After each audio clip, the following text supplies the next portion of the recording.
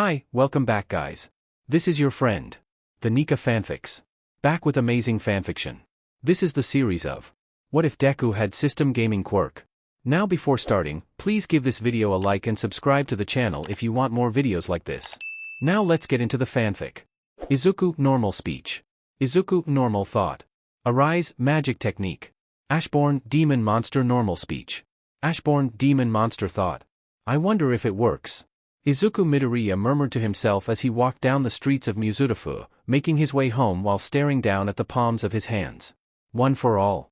It was the name of the quirk that belonged to All Might, who for so long had been the symbol of peace and the current #1 pro-hero of Japan. In simple terms, it was a power passed down from one person to another, described by All Might himself as something akin to the sacred torch of legend, carried onward from successor to successor. In an era where countless humans were born to extraordinary abilities called quirks, One for All seemed like a quirk that provided an overwhelming boost in physical strength to its user, but All Might had explained the truth to him. According to the man, the quirk was actually the accumulated power of every previous wielder, cultivated and strengthened over generations to allow the user to stockpile an enormous amount of raw power, enhancing their physical abilities to superhuman levels. All Might himself was the clearest proof of what One for All was capable of, as the hero had built his reputation as the strongest pro-hero in Japan upon strength so overwhelming that most villains would rather flee than fight him. And just a moment ago, One for All had become Izuku's quirk. Almost a year earlier, after a reckless attempt to help his childhood friend, Izuku had finally met his idol in All Might, who rescued them before ultimately choosing him as his successor. What followed were 10 months of hellish physical training meant to prepare Izuku's body to withstand the raw power of One for All. Otherwise, the accumulated strength stored within the quirk would have exploded his body the moment he inherited it. It would have been a massive understatement to say those 10 months had been difficult for Izuku, who at first could barely find the strength to stay awake at night after pushing his body to its absolute limits for hours during the day. But in order to fulfill his dream of becoming a pro-hero capable of saving everyone despite being born quirkless, Izuku had endured it all and completed the challenges All Might had set out for him, finally turning himself into a vessel capable of wielding One for All just in time for the entrance exam of UA High School, the #1 hero academy in Japan that Izuku strived to enroll himself in. Earlier, he had ingested a strand of hair from All Might, which was apparently the method used to transfer the quirk. In all honesty, Izuku had been terrified that his limbs would explode off his body like he had been warned that they might, but seeing as he was still in one piece while strolling down the street of his hometown, the training appeared to have paid off. On recent news, the A-rank gate in Hokkaido has been cleared by the heroes of the Draw Sword Guild. Hearing that, Izuku immediately turned his attention toward the massive billboard screen attached to the nearby commercial building. The live news broadcast was currently showing several heroes from the Hunter's Hero Guild as they walked out from the enormous swirling mass of blue energy that served as the entrance to the A-rank gate they had just cleared, which would soon disappear with the defeat of the dungeon boss holding it together. Gate. 20 years ago, mysterious dimensional rifts known as gates had begun showing up all around the world, marking the greatest global crisis since the dawn of Quirk, an extraordinary era marred by a breakdown of human society caused by the sudden onslaught of criminals empowered by their newfound superpowers, as well as ordinary people being prejudiced against the new minority. Era.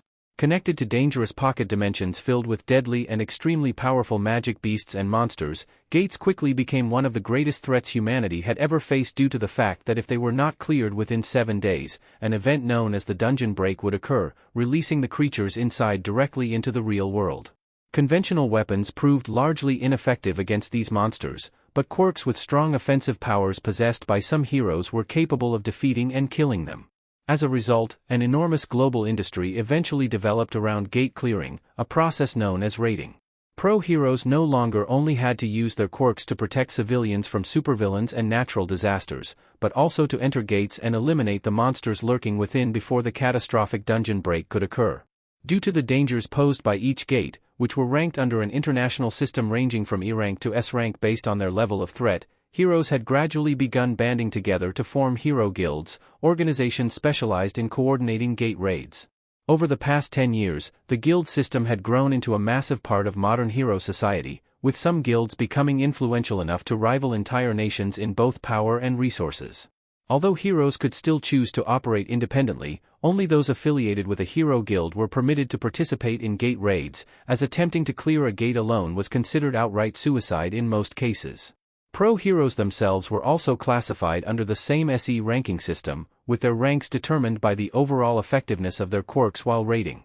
A hero whose skills and abilities specialized in other aspects of a raid could be ranked just as highly as one serving on the main strike team responsible for killing the monsters, as raiding had evolved to the point where multiple conditions needed to be fulfilled for the operation to be considered successful. It was also the reason a raid could, and should, never be tackled by a single hero. There was simply no hero in this world that could effectively handle every operation of a raid all by themselves, even if there were individuals strong enough to clear low to mid-ranked gates entirely on their own, such as All Might, who used to run solo but was commissioned by the top hero guilds to assist with their raids back in the days. Izuku himself also hoped that he would one day be able to join a hero guild after earning his license and graduating, though that didn't mean he had no interest in following in All Might's footsteps and operating as a solo pro hero. Not like they were rare these days. Arg, I'm getting ahead of myself again. Izuku lightly slapped his cheeks with both palms, firmly reprimanding himself as he forced his racing thoughts back under control. He had not even gotten into UA high school yet, and he was already imagining his future as a pro hero.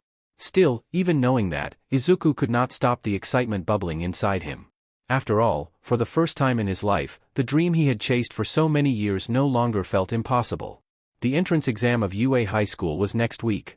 Just a few more days and before Izuku could turn his attention back toward the screen, which was showing a reporter interviewing a member of the Draw Sword Guild, a sudden chill washed over him, like someone had dumped a bucket of ice-cold water over his head. Izuku had never experienced such a feeling before, but he, like everyone in the world, knew what was about to take place, and could do nothing but look on as the space several meters ahead abruptly distorted. "A gate is opening!" Someone cried out, and the next instant, an eruption of what was known as mana burst outward, kicking up the dust and sending strong gusts of wind through the street, knocking nearby pedestrians off their feet as countless cries of panic immediately rang out across the area. Blue energy twisted violently in midair as the giant mass started expanding, forming a towering swirling vortex right across the street from where Izuku was standing. Unlike those around him, Izuku managed to keep his footing, his balance holding against the strong winds. Nearby, an elderly woman had fallen onto the pavement, having trouble pushing herself up while the crowd around her looked on, with some already using their phones to call the Hero Association hotline. Without a moment of hesitation, Izuku rushed over to the elderly woman and gently helped her to her feet. "Are you okay, Oba-san?" he asked, looking her over to see if she had sustained any injuries. Fortunately, she seemed fine, though still visibly shaken. "Thank you, young man," the woman said, giving him a warm smile as Izuku bowed his head politely in response before turning his attention back toward the gate. From what he was hearing around him, the Hero Association had already been informed, and it would not be long before their response team arrived at the scene to control the situation. "Hey, man, what are you doing?" Izuku turned slightly at the voice, noticing a group of young men in local high school uniforms edging closer to the gate than anyone else around them. While most civilians kept their distance, these students were walking toward the blue vortex as if the whole thing was nothing more than a spectacle. The one the question was directed at leaned forward, peering at the swirling energy with curiosity before turning around to look at his friends while speaking casually, almost dismissively. "Why are you guys freaking out so much?" he asked. "Don't you know gates that just open like this are completely safe? Nothing can come out yet, and it takes like a week before a dungeon break even happens." Although Izuku did not fully agree with them getting so close to the gate, since there were clear civilian safety protocols in place whenever a gate appeared in a populated area like this, he had to admit the basic logic behind the confidence was not entirely wrong. A gate always remained sealed to the monsters inside for 7 days after its opening, and only heroes were permitted to enter during that PRD to clear it before a dungeon break could occur. The Hero Association would normally assign a hero guild to conduct the raid, but others could also lay claim to a gate if they met the required clearance conditions set by the association. After all, a low-ranking guild would never be allowed to take on a gate that. Crack! Like a sheet of glass breaking apart, a sharp cracking sound suddenly echoed through the street, loud enough to make the civilians on the opposite side of the road snap their heads back toward the gate in alarm after many had already begun turning away and returning to what they had been doing earlier. Everyone standing nearby could only watch on as fractures rapidly spread across its swirling blue surface, releasing a burst of mana powerful enough to send visible waves through the air. "This is," Izuku murmured before crying out as loud as he could, his eyes widening in horror when he realized what was happening. "Run! Get out of there!" But his warning never reached its intended target, as a massive green hand suddenly burst out from the broken gate and grabbed the head of the closest student before anyone could process what they were saying, violently lifting him off the ground while friends stumbled back in terror. Panic instantly spread through the surrounding area as nearby civilians scrambled away from the gate, some tripping over themselves in their desperation to escape while others remained frozen in disbelief at the sight of the struggling teenager dangling helplessly in midair directly in front of the broken gate. From where he was standing, Izuku could hear the boy's muffled screams and see the sheer terror in his eyes as he desperately clawed at the massive hand gripping his head, trying with all his strength to break free. And for a split second, Izuku stood rooted in place as fear surged through his entire body, his mind screaming at him to run while his widened eyes remained locked on the horrifying sight unfolding in front of him. "Hold on. I'm coming." Then his body moved on its own. Ignoring the fear clawing at him, Izuku lunged forward toward the student, his instinct driving his body as he rushed in to help despite having little idea what he could do against something that had emerged from the gate. But before he could even take a second step, a sickening, bone-chilling crunch suddenly reverberated through the air when the massive green hand twisted its fingers, causing the body of the student it was holding to go limp instantly. A horrified scream escaped someone nearby as the boy's neck bent at an unnatural angle, his arms falling limply to his sides while dark, towering figures slowly began emerging from the shattered gate behind him. One after another, massive humanoid creatures leaped through the swirling blue vortex and landed heavily onto the street outside, their enormous frames slamming against the pavement hard enough to crack the ground beneath their feet. Each one stood well over 2 meters tall, their bodies packed with thick muscle beneath layers of fur clothing and crude makeshift armor. Several carried massive weapons in their hands while others emerged empty-handed, their clawed fingers flexing as guttural growls rumbled from their throats. The hand holding the dead student belonged to the first orc that had crossed over. Its glowing yellow eyes slowly swept across the street filled with panicked civilians before its lips pulled back into a savage grin that quickly twisted into a vicious snarl. A deafening roar erupted from its throat moments later, loud enough to make several nearby civilians fall down in fear as more and more orcs continued pouring out from the broken gate behind it. The entire street immediately descended into complete chaos. While many fled in terror, others desperately shouted into their phones trying to inform the Hero Association of what was happening before being pulled away by terrified family members. Several cars screeched to a halt nearby as frightened drivers abandoned their vehicles, with more than a few crashing directly into the charging orcs in panic, only for the monsters to remain standing completely unharmed before bringing their massive weapons down onto the vehicles to crush both the metal and even the people still inside. The orcs surged through the street like wild beasts let loose upon helpless prey, staining the street with the blood of their victims in the span of just a few seconds as their massive bodies tore through vehicles and fleeing civilians alike while terrified screams echoed throughout the entire area. Some people tried fighting back with their quirks in desperate attempts to survive, but even if their powers proved to be effective, none had the skills to hold their own against the feral monsters, who made quick work of those attacking them. Amidst the chaos, Izuku suddenly heard the sound of a little girl crying nearby. His head immediately turned toward the source of the voice just in time to spot a young girl collapsed beside an overturned car, tears streaming down her face as she desperately tried to crawl backward across the pavement. One of the orcs had already noticed her and was slowly making its way toward her position, its massive club dragging against the ground behind it as the child saw it and froze completely in terror. "Get away from her!" Without hesitation, Izuku launched himself forward, the ground beneath his feet shattered apart from the force of his movement as green lightning erupted across his body. He crossed the distance to the orc in an instant and drove his fist directly into it with a devastating punch empowered by One for All, causing a massive shockwave to explode through the street as the monster was blasted away like a speeding bullet, its enormous body soaring across the road before crashing violently into a nearby building. Nearby windows shattered from the force of the enhanced blow while a powerful gust of wind tore through the area, kicking up the dust and sending debris scattering in every direction. The entire street seemed to fall into silence for a brief moment as every orc in the area immediately turned toward Izuku, their glowing yellow eyes locking instantly onto him almost in unison, with not a single one of them sparing more than a glance toward the orc he had just sent flying through a building. The little girl behind him stared up at him with wide tear-filled eyes while Izuku himself remained standing in front of her, his breathing ragged as green lightning continued crackling around his body. "Ooni-chan, you arm."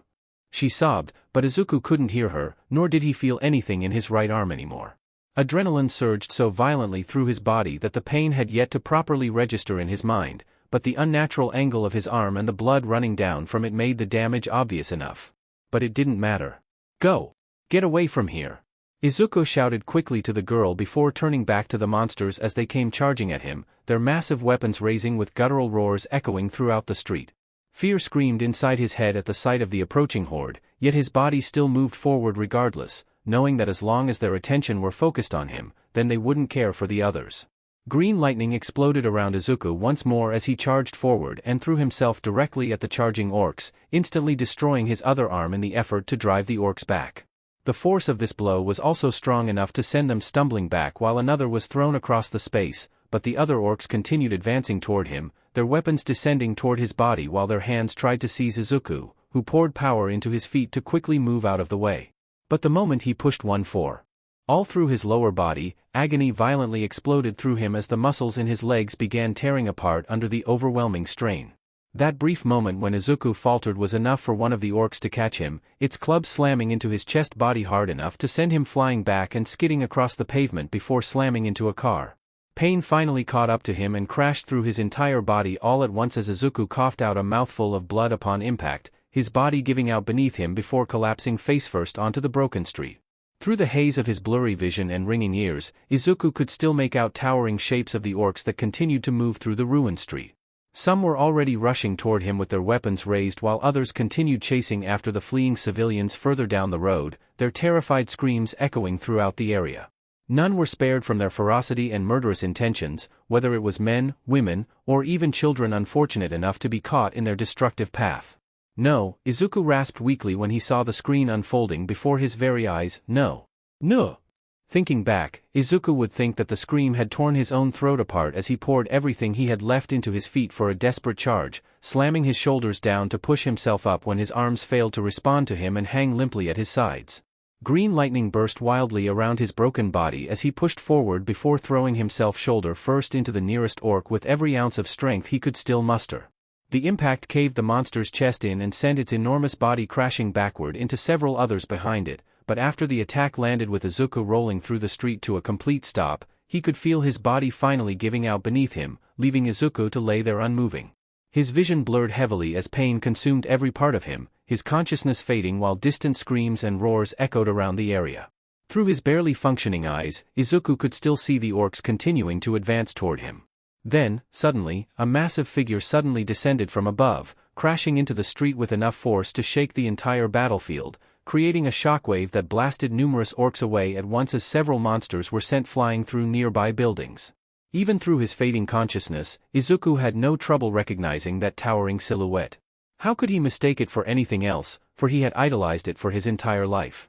But just before he passed out, Izuku faintly saw a flash of light, bearing a message text. Notice. You have met all of the requirements to complete the secret quest, Courage of the Weak. Ah? Izuku.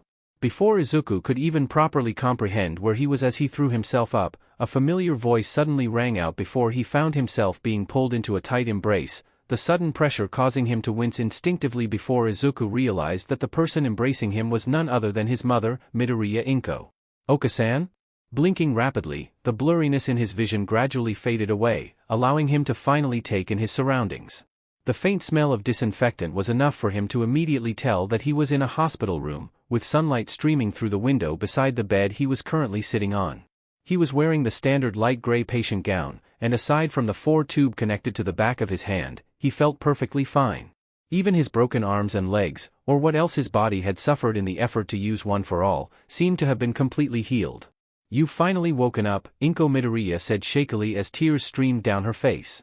You've been unconscious for 3 days, Izuku. 3 days? Izuku asked in surprise before the memories rushed back to him, the dungeon break. Oka-san, what? Ah, I see that you are awake, young Midoriya? Before Izuku could finish asking his question, the door at the side of the room suddenly slid open, and a sickly skinny, spiky blonde-haired man dressed in loose baggy clothing walked inside while waving a hand above his head, an obvious look of relief spreading across his face the moment he saw Izuku sitting there with his mother embracing him. Toshinori-san. Izuku quickly corrected himself. A brief while later, after Inko Midoriya had left the room to give the two their requested privacy, Izuku found himself sitting silently on the hospital bed while listening to All Might explain everything that had happened after he lost consciousness. According to Toshinori Yagi, the civilian identity of the #1 pro hero, he and multiple other heroes had taken out all the orcs in the area and headed inside the gate, which was recorded to be high B rank, to defeat the boss monster before the situation could spread any further into the surrounding districts. But even so, the damage had already been done.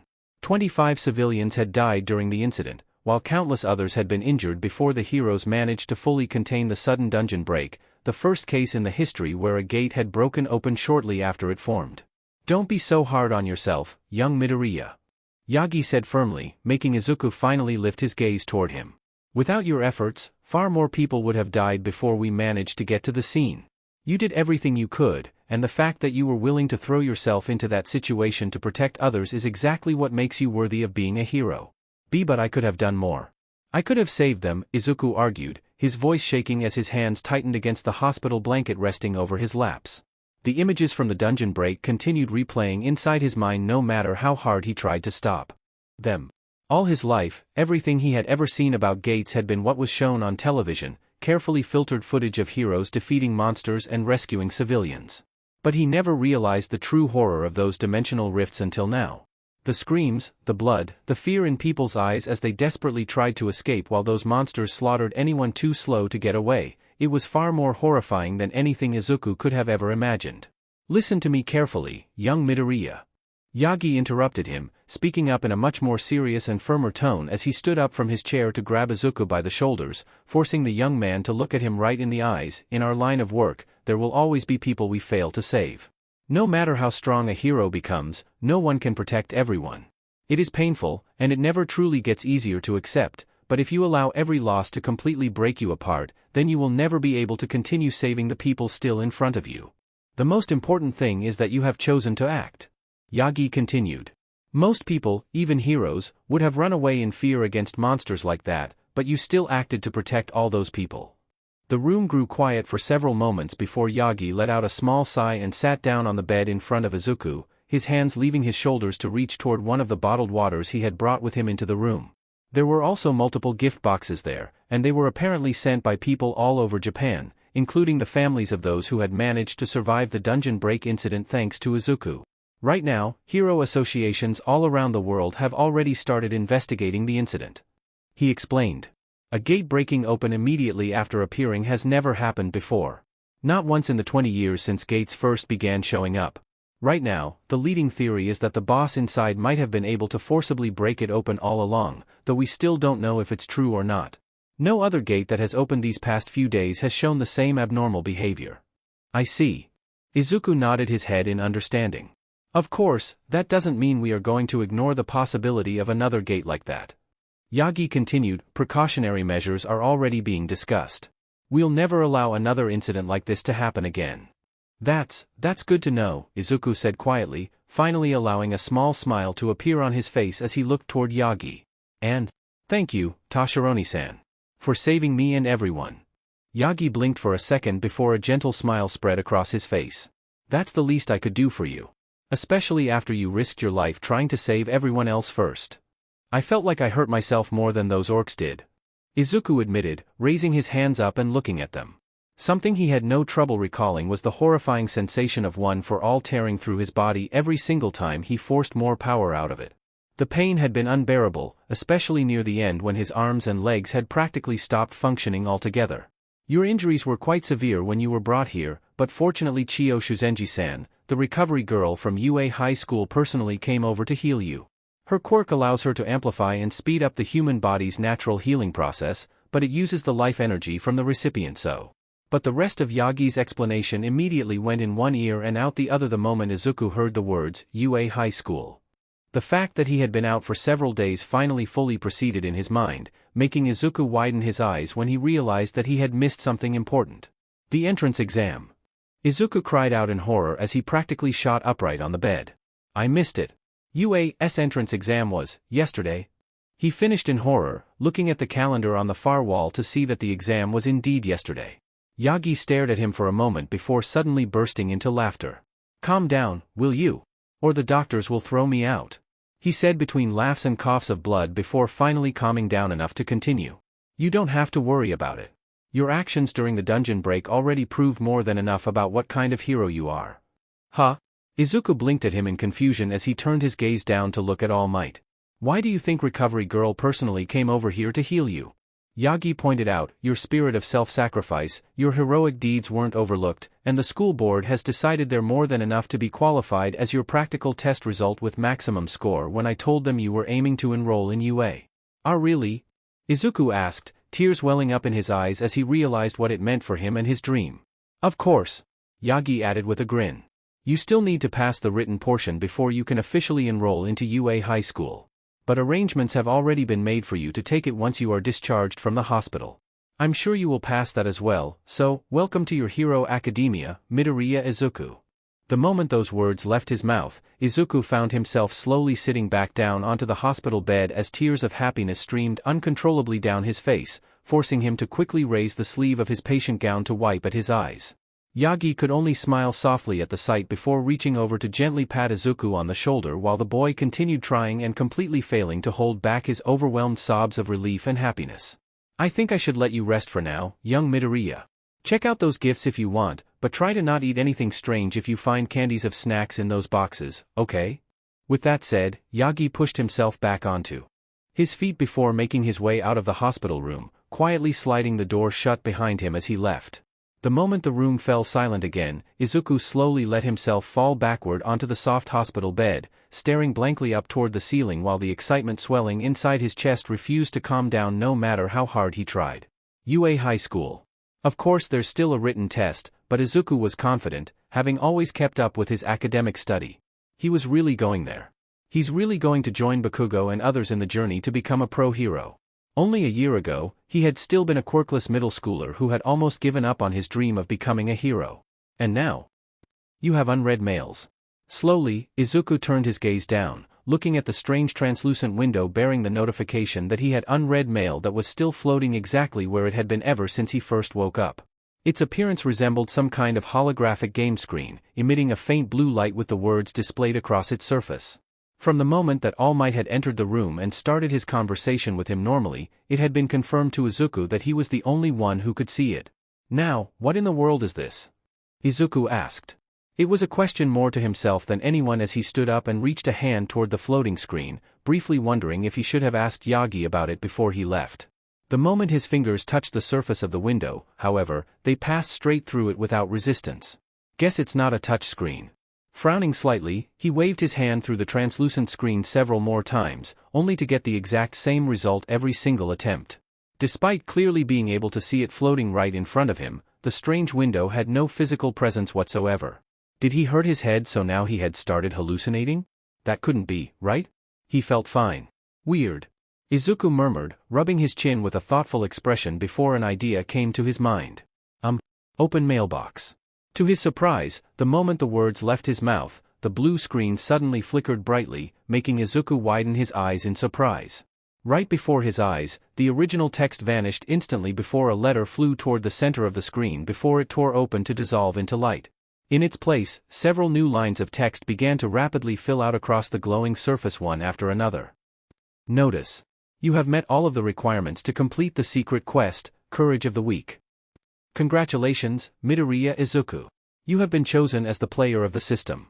The system is designed to assist with the player's growth, and thus cannot be revealed to those who might compromise it. Failure to comply will be met with a death penalty. What? Izuku blurted out in utter confusion, thoroughly puzzled out of his mind as he read the texts in front of him.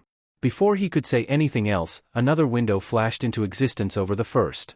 Izuku could only widen his eyes in shock as he read the new texts, because this one immediately reminded him of those missions in the RPGs he used to play on his computer all the time.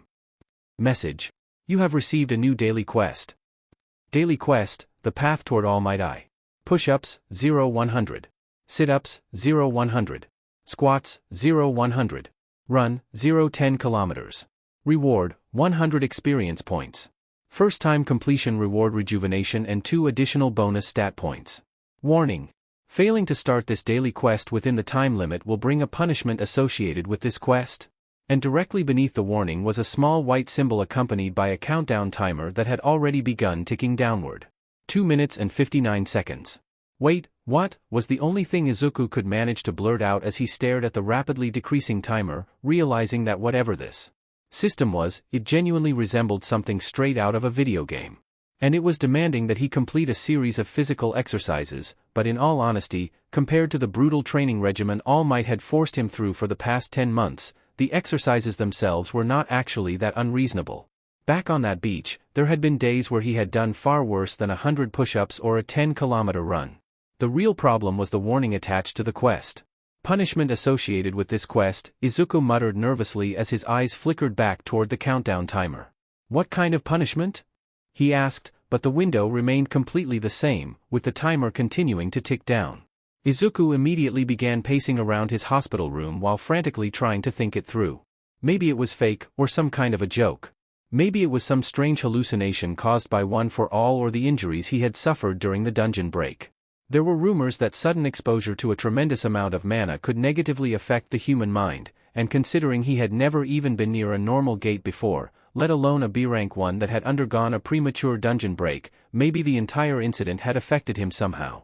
But even as Izuku tried to rationalize it that way, his eyes kept drifting back toward the floating screen and the countdown timer continued to tick downward right in front of him.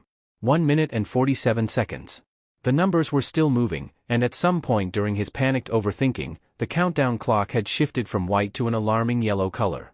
Another 30 seconds passed while Izuku debated whether he should call Yagi back into the room and ask if there was some kind of quirk capable of causing things like this, only for the timer to suddenly turn a dangerous shade of red. Wait. I just have to do it, right? Izuku blurted out in panic as he immediately threw himself onto the floor beside the hospital bed.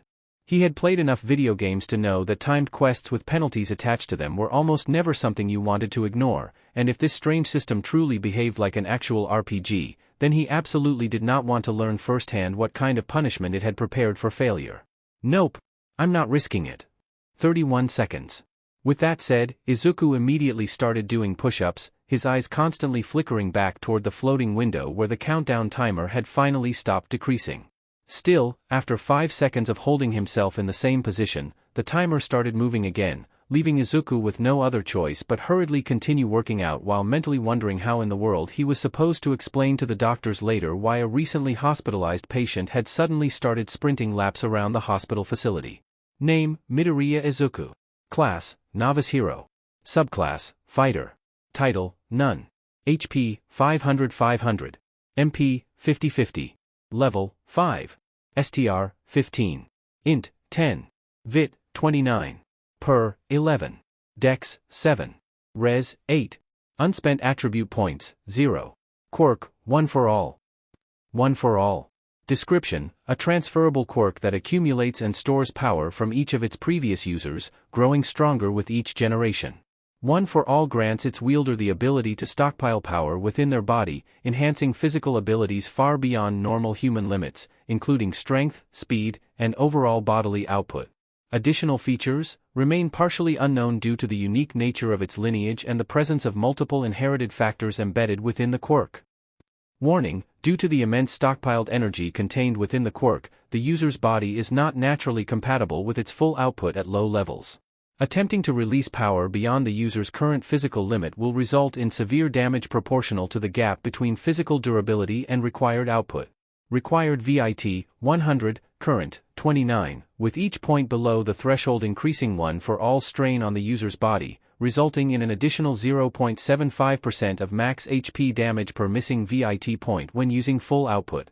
Safe output range, 1% to 5%. Moderate output range, 6% to 20%, risk of cumulative musculoskeletal damage. High output range, 21% to 50%, severe strain, high probability of fractures and internal injury. Critical output range, 51% to 100%, catastrophic self-damage, permanent limb failure possible. End of Chapter 01. Note: my latest attempt to write My Hero Academia crossover story, and this one is a solo leveling crossover. I hope everyone will enjoy this read, and support this story. I have done some research and discovered that this crossover have already been done multiple times, but I'd also like to try it out in my own direction and see just how far I can take it. As you can see, the world of My Hero Academia and solo leveling has been blended together to become this world of My Hero leveling. Hunters are now heroes, and the powers they are awakened with has become known as quirks. We will explore it more in the future chapters, with the next one going in depth into the system, which will originate from the same system in solo leveling, but at the same time is very different. If you are familiar with my other solo leveling crossover, Dragon Leveling, you already know what I am striving for here. And that's it. I hope that you guys have enjoyed the read. Make sure to leave behind a review once you have finished reading. Tell me what you think of the first chapter and what I have done so far for the story. That's it for now. Stay safe, stay awesome, and I'll see you in the next one. Peace. Izuku Normal Speech. Izuku Normal Thought. Arise Magic Technique. Ashborn Demon Monster Normal Speech. Ashborn Demon Monster Thought. 98? 99? 100. Daily quest completed. Phew, that was great. Izuku let out a satisfied breath as he pushed himself back up onto his feet after finishing the final push-up of the daily quest, sweat dripping down the side of his face while his chest rose and fell from exertion.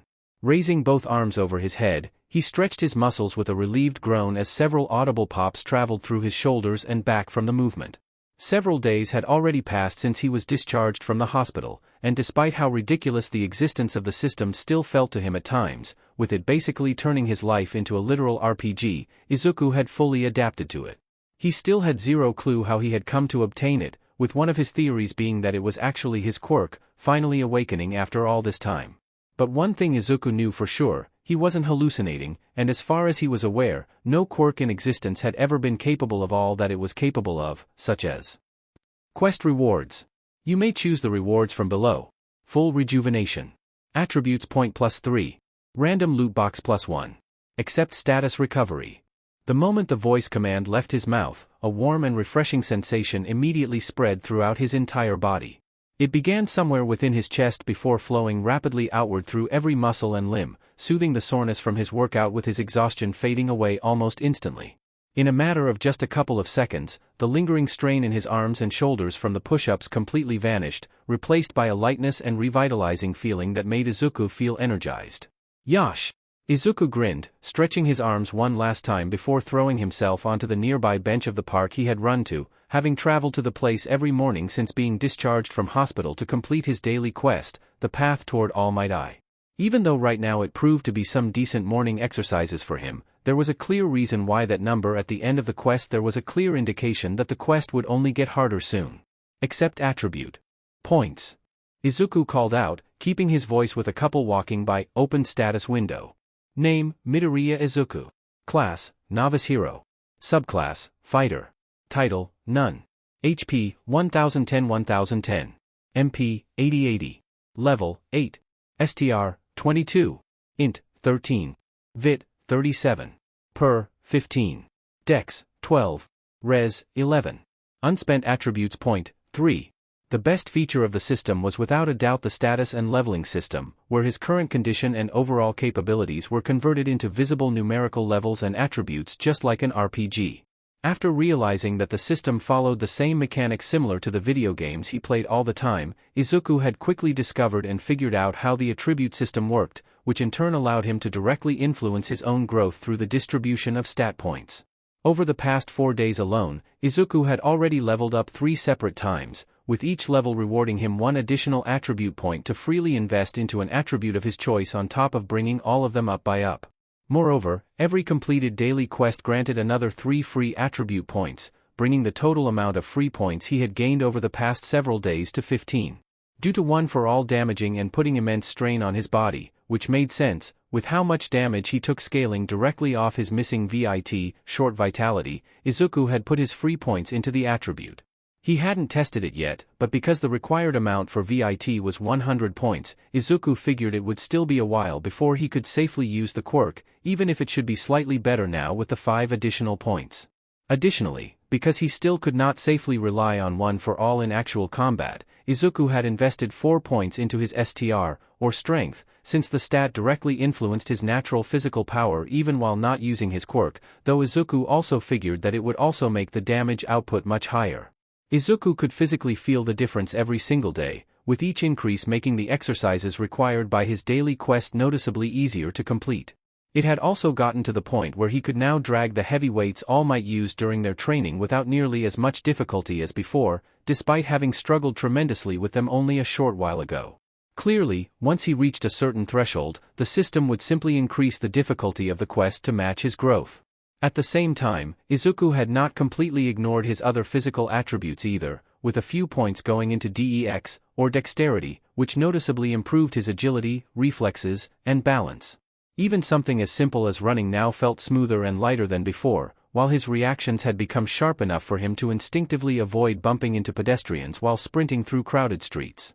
Of course, PER, short for perception, also contributed to this, while allowing him to look for small details much easier than before, whether it was movement at the edge of his vision or distant sounds, many of which he would have normally overlooked entirely. This was how he knew the system was real. Maybe I should invest some points in other attributes as well. Izuku mused while rubbing his chin with a thoughtful expression. Whenever he hovered his gaze over one of the stats displayed on the status window, a short description of the attribute would automatically appear beside it, giving him a basic understanding of what each one influenced. INT, short for intelligence, ascribed to his MP capacity and magical damage output, while RES, or resistance, affected his tolerance against status effects and non-physical forms of damage, which Izuku figured must be things like the effects produced by certain quirks, such as fire, ice. Because One for All did not consume MP whatsoever, and its damage output was purely physical, investing points into INT currently felt like a waste compared to strengthening his body enough to survive One for All properly first by putting point into his VIT, or the ability to fight and defend himself without the quirk with STRF RES, on the other hand, was purely situational and on much higher priority than INT, because Izuku had yet to encounter a situation where it actually mattered to him. Personally, aside from enduring the explosion that Bakugo threw at his face, although it was the explosive force that hurt more than the flame, and his VIT had also already covered his physical defense. Allocate 2 points to VIT and 1 point to Street. VIT, 37 greater than 39. STR, 22 greater than 23. Confirm, yes no? Confirm. Izuku said. Given that being able to safely use One for All, or at the very least reduce the recoil damage it inflicted on his body, remained his highest priority, Izuku ultimately decided to invest 2 of his available points into VIT and the final point into STR. The moment he confirmed the allocation, his HP increased by another 100 points as a result of the additional vitality. From what Izuku had managed to figure out so far, every point invested into VIT granted him 50 extra health points, while each level up increased both his HP and MP slightly as well by 20 and 10 units respectively. Okay, last reward. Izuku called out the command, and in a brief flash of light, a small gift box neatly wrapped in green paper materialized directly in the palm of his hand, yet another feature that confirmed that the system was real. Okay, please give me a useful item this time. Izuku murmured hopefully while unboxing the gift box. Since the reward obtained from the loot box was completely random, there was no telling what he would receive from it each time. Out of the 4 loot boxes he had opened previously, 2 had contained minor healing potions, while the remaining rewards had simply been a total of 100 gold coins, the currency that could be spent in the system shop to purchase a variety of items. Here goes. With that said, Izuku opened the box, causing the whole thing to vanish into sparkling particles of light. To his surprise, the item that took its place was a green key with an intricate design unlike anything he had ever seen before. You have received Dungeon Key X1. Item Class, E. Type, Key.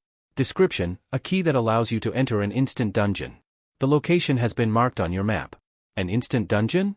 Izuku read out loud in surprise before quickly bringing out the map function of the system, causing a holographic map of his current location with the surrounding district to flash into existence before him, and near the edge of the screen was a blinking red marker positioned directly over the subway station located roughly a kilometer away from his house. In RPGs, a dungeon was usually a specially designated area filled with enemies, traps, hidden treasures, and a boss waiting at the very end for players to defeat in exchange for rewards and experience points. So in the context of the real world, an instant dungeon was essentially just a gate, which honestly made sense considering nearly everything related to gates, from raids and bosses to rewards and ranking systems, were mechanics straight out of video games due to how similar they were. Wait, does that mean the system is somehow related to Gate as well? Izuku couldn't help but ask, his eyes widening slightly as he looked at the key in his hand. This key could be used to open and enter an instance dungeon, and if it was like a gate, then that meant he would be opening one right in the middle of the city. Is it even safe to do this? Deciding to find out later, Izuku pushed himself off the bench and started heading home.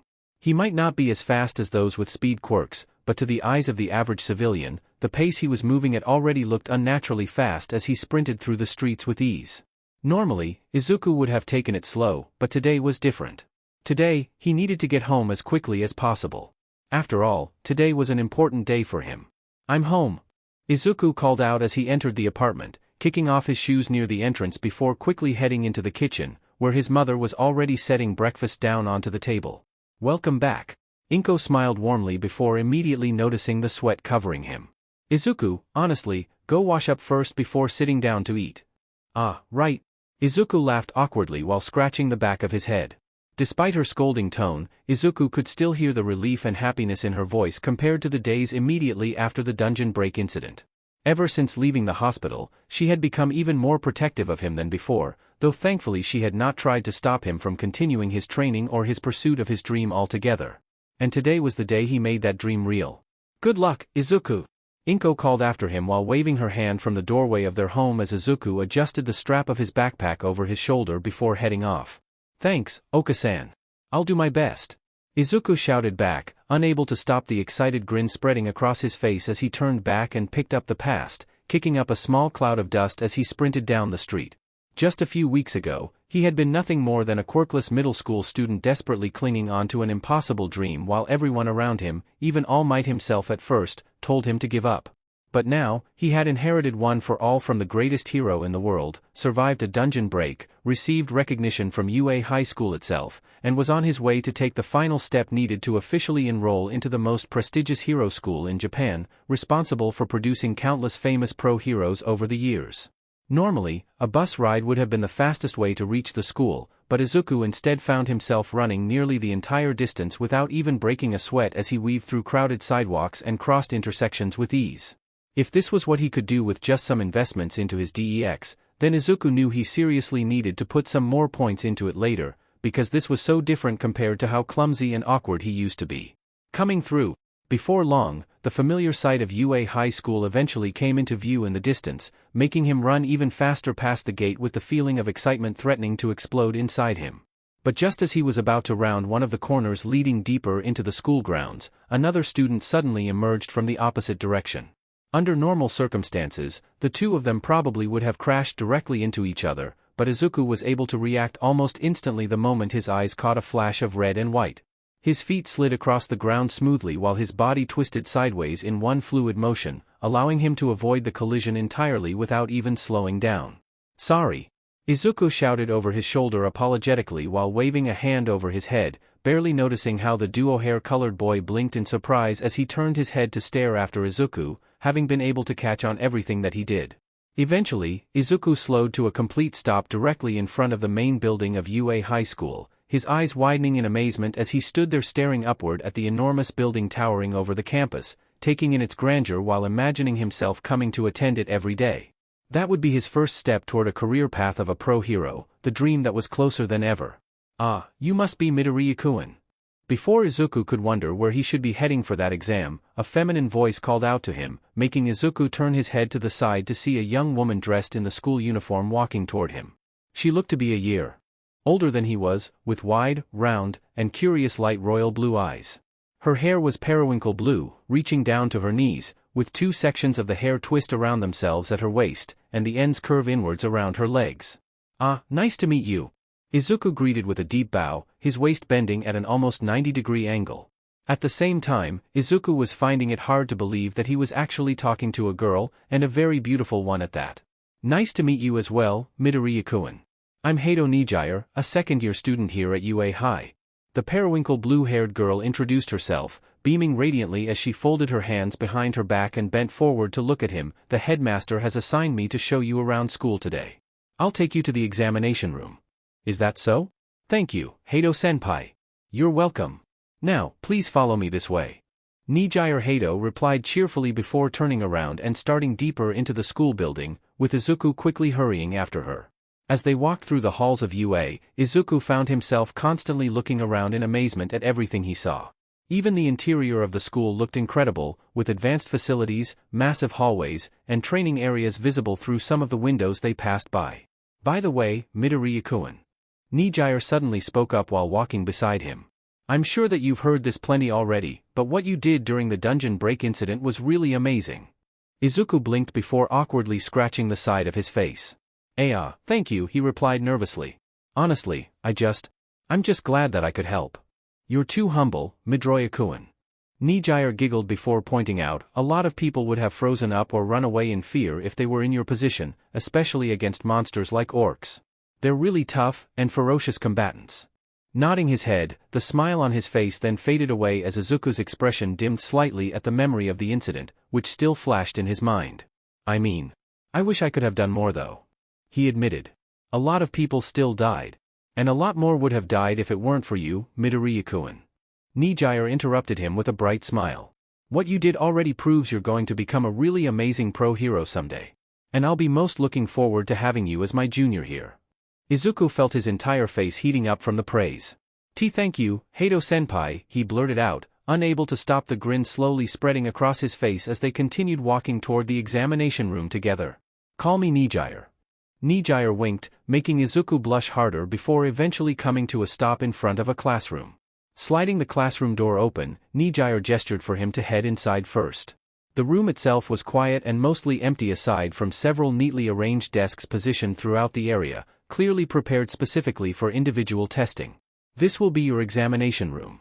She explained before gesturing to the seat in the center of the room. Take a seat and make yourself comfortable. Izuku nodded before making his way toward one of the desks near the center of the classroom, placing his bag down beside the chair before sitting down properly. Having left when he entered, Nijire returned to the classroom a few moments later while carrying a large envelope in one hand. All right then. Nijire started, casually tearing open the envelope to pull out several sheets of paper along with a sharpened pencil and a clean eraser which she placed neatly in front of him. This is the written portion of the UA's entrance examination. You'll have 2 hours to complete everything. No phones, outside materials, or quirk usage allowed during the test. I'll disqualify you if you try to cheat, understand? Izuku nodded seriously. If you need anything, just raise your hand. Nijire continued before smiling encouragingly. And don't worry too much, okay?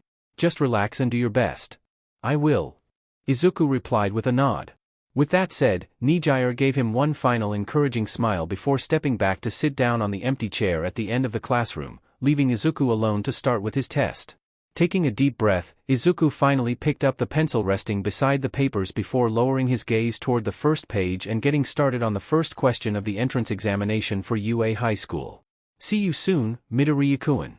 You too, Nijire-senpai. Waving his hand toward Nijire one last time, Izuku finally turned around and started making his way out of UA High School, unable to stop the relieved sigh escaping him once he stepped onto the street. Izuku didn't want to feel overconfident, but his examination had gone far better than he originally expected. Most of the questions covered subjects he had already spent months obsessively studying beforehand in preparation for applying to UA ever since All Might chose him as his successor and started his training to safely receive one for all. Sure, there had been a few difficult questions here and there, but overall, Izuku felt like he had aced the exam. Now all that remained was waiting for the results, which should be sent to him sometime in a couple of days. After all, the first high school semester would start in a week or so. The thought of being able to attend UA as a pro-hero in training nearly made him start smiling again. As Izuku continued making his way down the street, however, his pace gradually started slowing, his thoughts drifting back toward the green dungeon key currently sitting inside his inventory, where he had started storing most of his items simply because of how unbelievably convenient the feature was. He admittedly did not own many things worth storing yet, though some of the items currently inside included personal belongings like his notebook. The hero analysis for the future. But among those ordinary items, 2 bottles of healing potion was also the key to the instant dungeon he had obtained earlier that morning. If the system truly operated like an RPG, then the instant dungeon was probably meant to be a golden opportunity for him to accelerate his growth and get a ton of rewards in the process.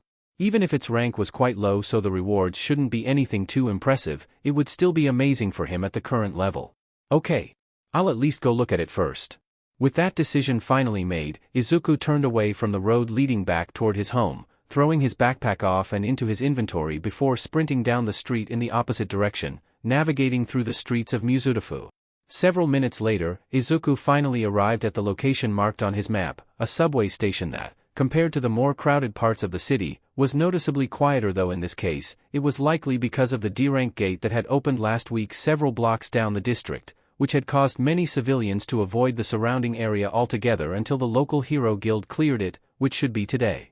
Additionally, in an era where people could fly or move at incredible speeds thanks to their quirks, even high-speed trains had gradually become less relied upon than they once were, especially within major cities like Mizurufu.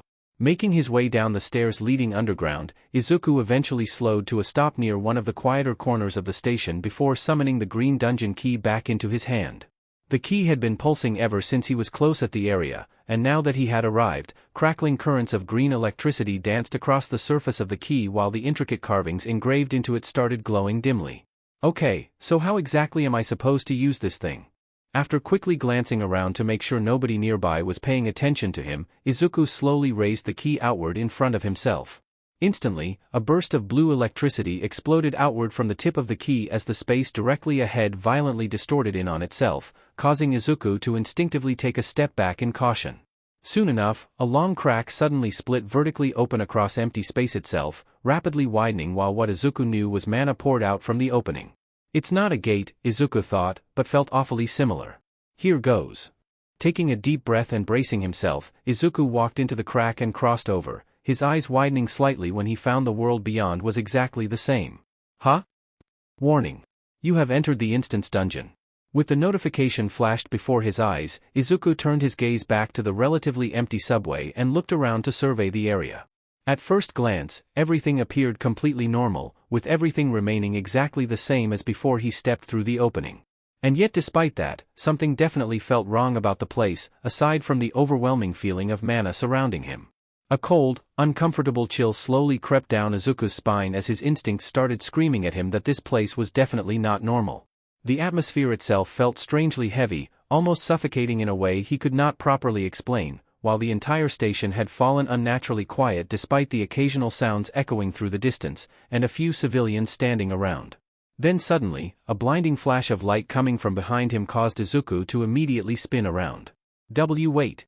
He cried out, his hands reaching for the crack that he had crossed over, but instead he found his knuckles slamming against an invisible wall as the split rapidly shrank before sealing itself shut completely right in front of him. No way! Before he could do further examination of the closed entrance, a movement near the staircase leading upwards suddenly caught his attention. Quickly turning his head around, Izuku watched as an unfamiliar young man casually walked past him while looking down at his phone, completely unaware of Izuku as he headed toward the station exit, crossing through the invisible wall effortlessly before disappearing from sight up the staircase. I see, am I in some kind of pocket dimension? Izuku murmured as he reached out to touch the invisible wall, feeling directly with his palm before taking it back. This meant the instance dungeon should be completely safe for everyone else, but at the same time, it also meant he had no way to leave before clearing the whole thing. As if to confirm what he had just deduced, another notification flashed before his eyes. Warning. You cannot leave the dungeon until you have either killed the boss or use a hearthstone. Hearthstone? Izuku thought. He knew what that was.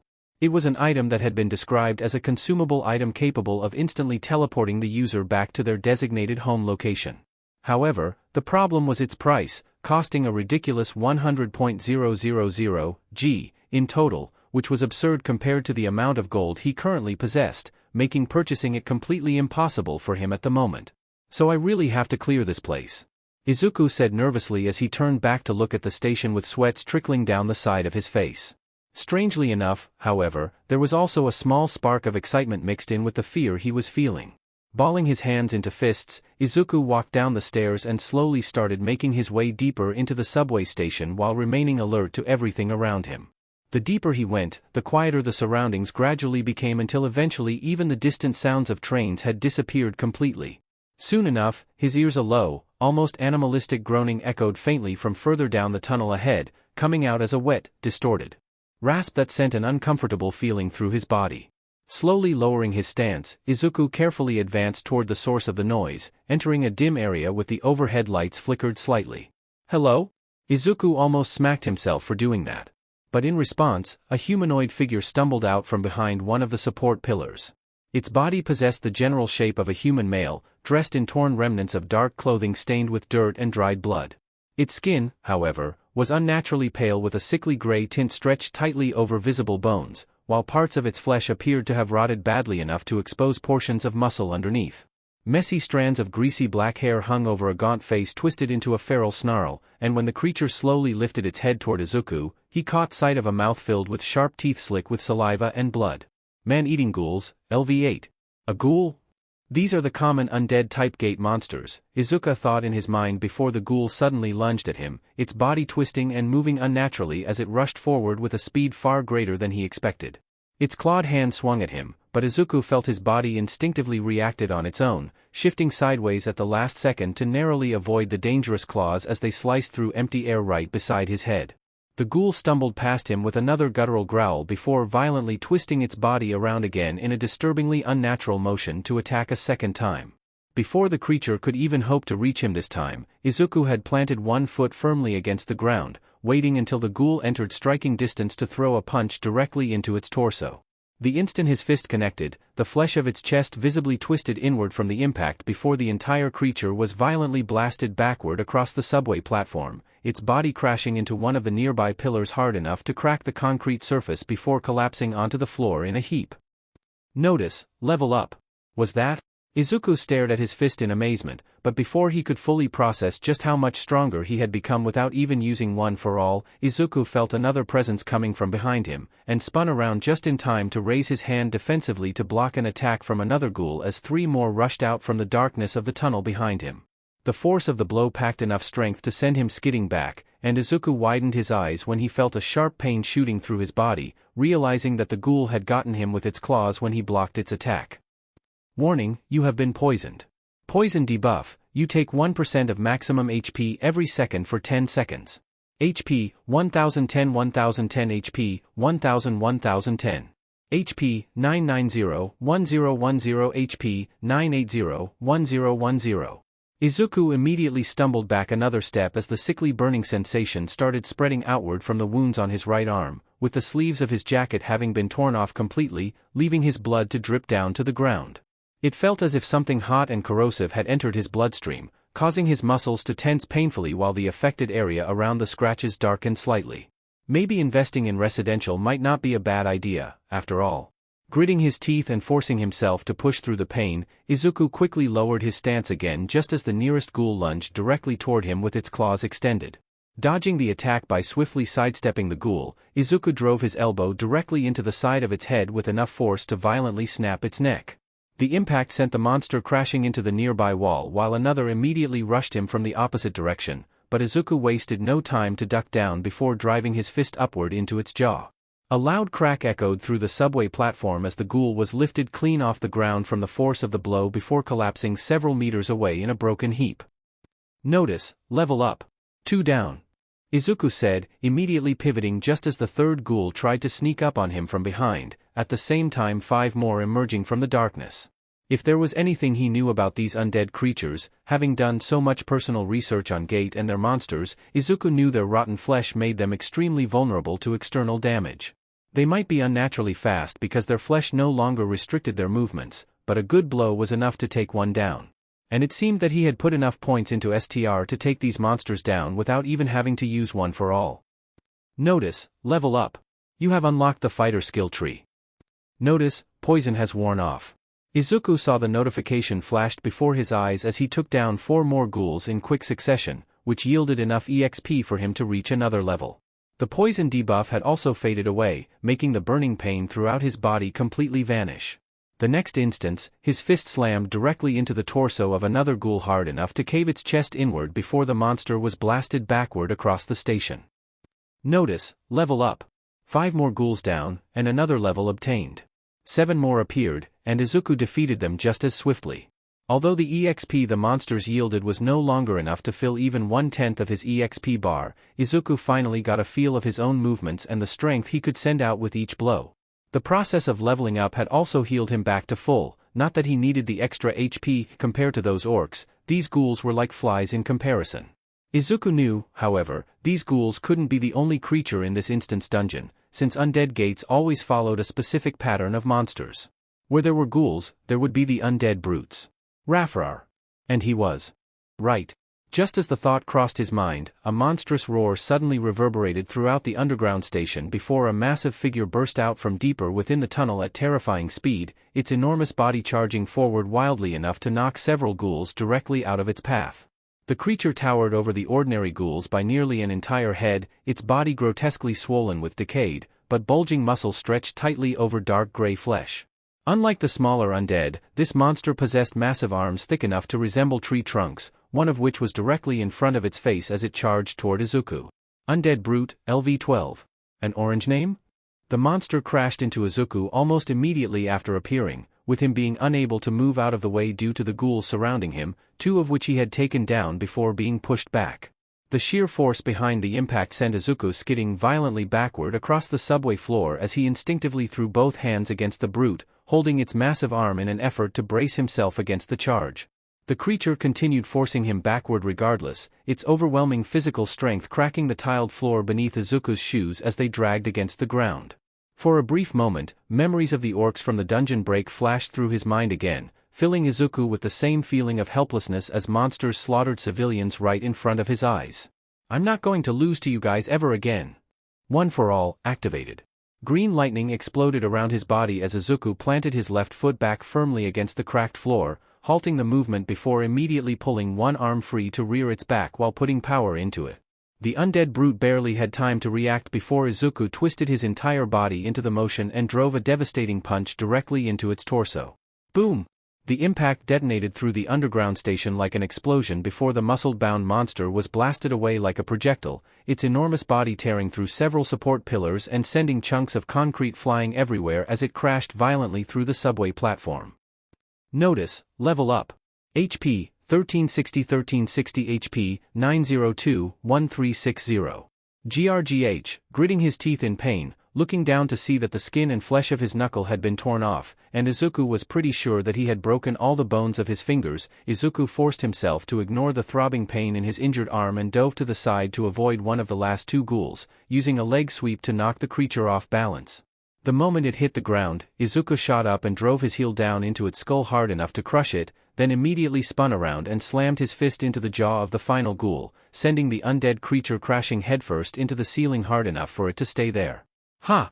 Letting out a pained groan, Izuku slowly stumbled over toward one of the nearby benches before collapsing onto it heavily while clutching his injured hand against his chest. The adrenaline from the fight was already starting to fade, making the pain throughout his arm feel far worse now that the battle had ended. Open inventory, he called, and a window popped up next to him, allowing Izuku to reach his good hand inside and pull out a pair of small red bottles, the healing potions that he had gotten from the previous random loot boxes. Without wasting any time, Izuku uncapped the first bottle and quickly drank it down before immediately following with the second a second later, finding the liquid itself to not taste all that bad. Almost immediately afterward, a warm sensation spread throughout his injured arm, though it was nowhere near as good as the one that came from full rejuvenation. Still, Izuku watched as his broken fingers shifted back into place one after another while the swelling gradually disappeared, causing Izuku to let out a relieved breath. The torn skin around his knuckles however remained mostly intact, though it seemed the bones had completely been mended. HP, 902, 1360 HP, 1102 1360.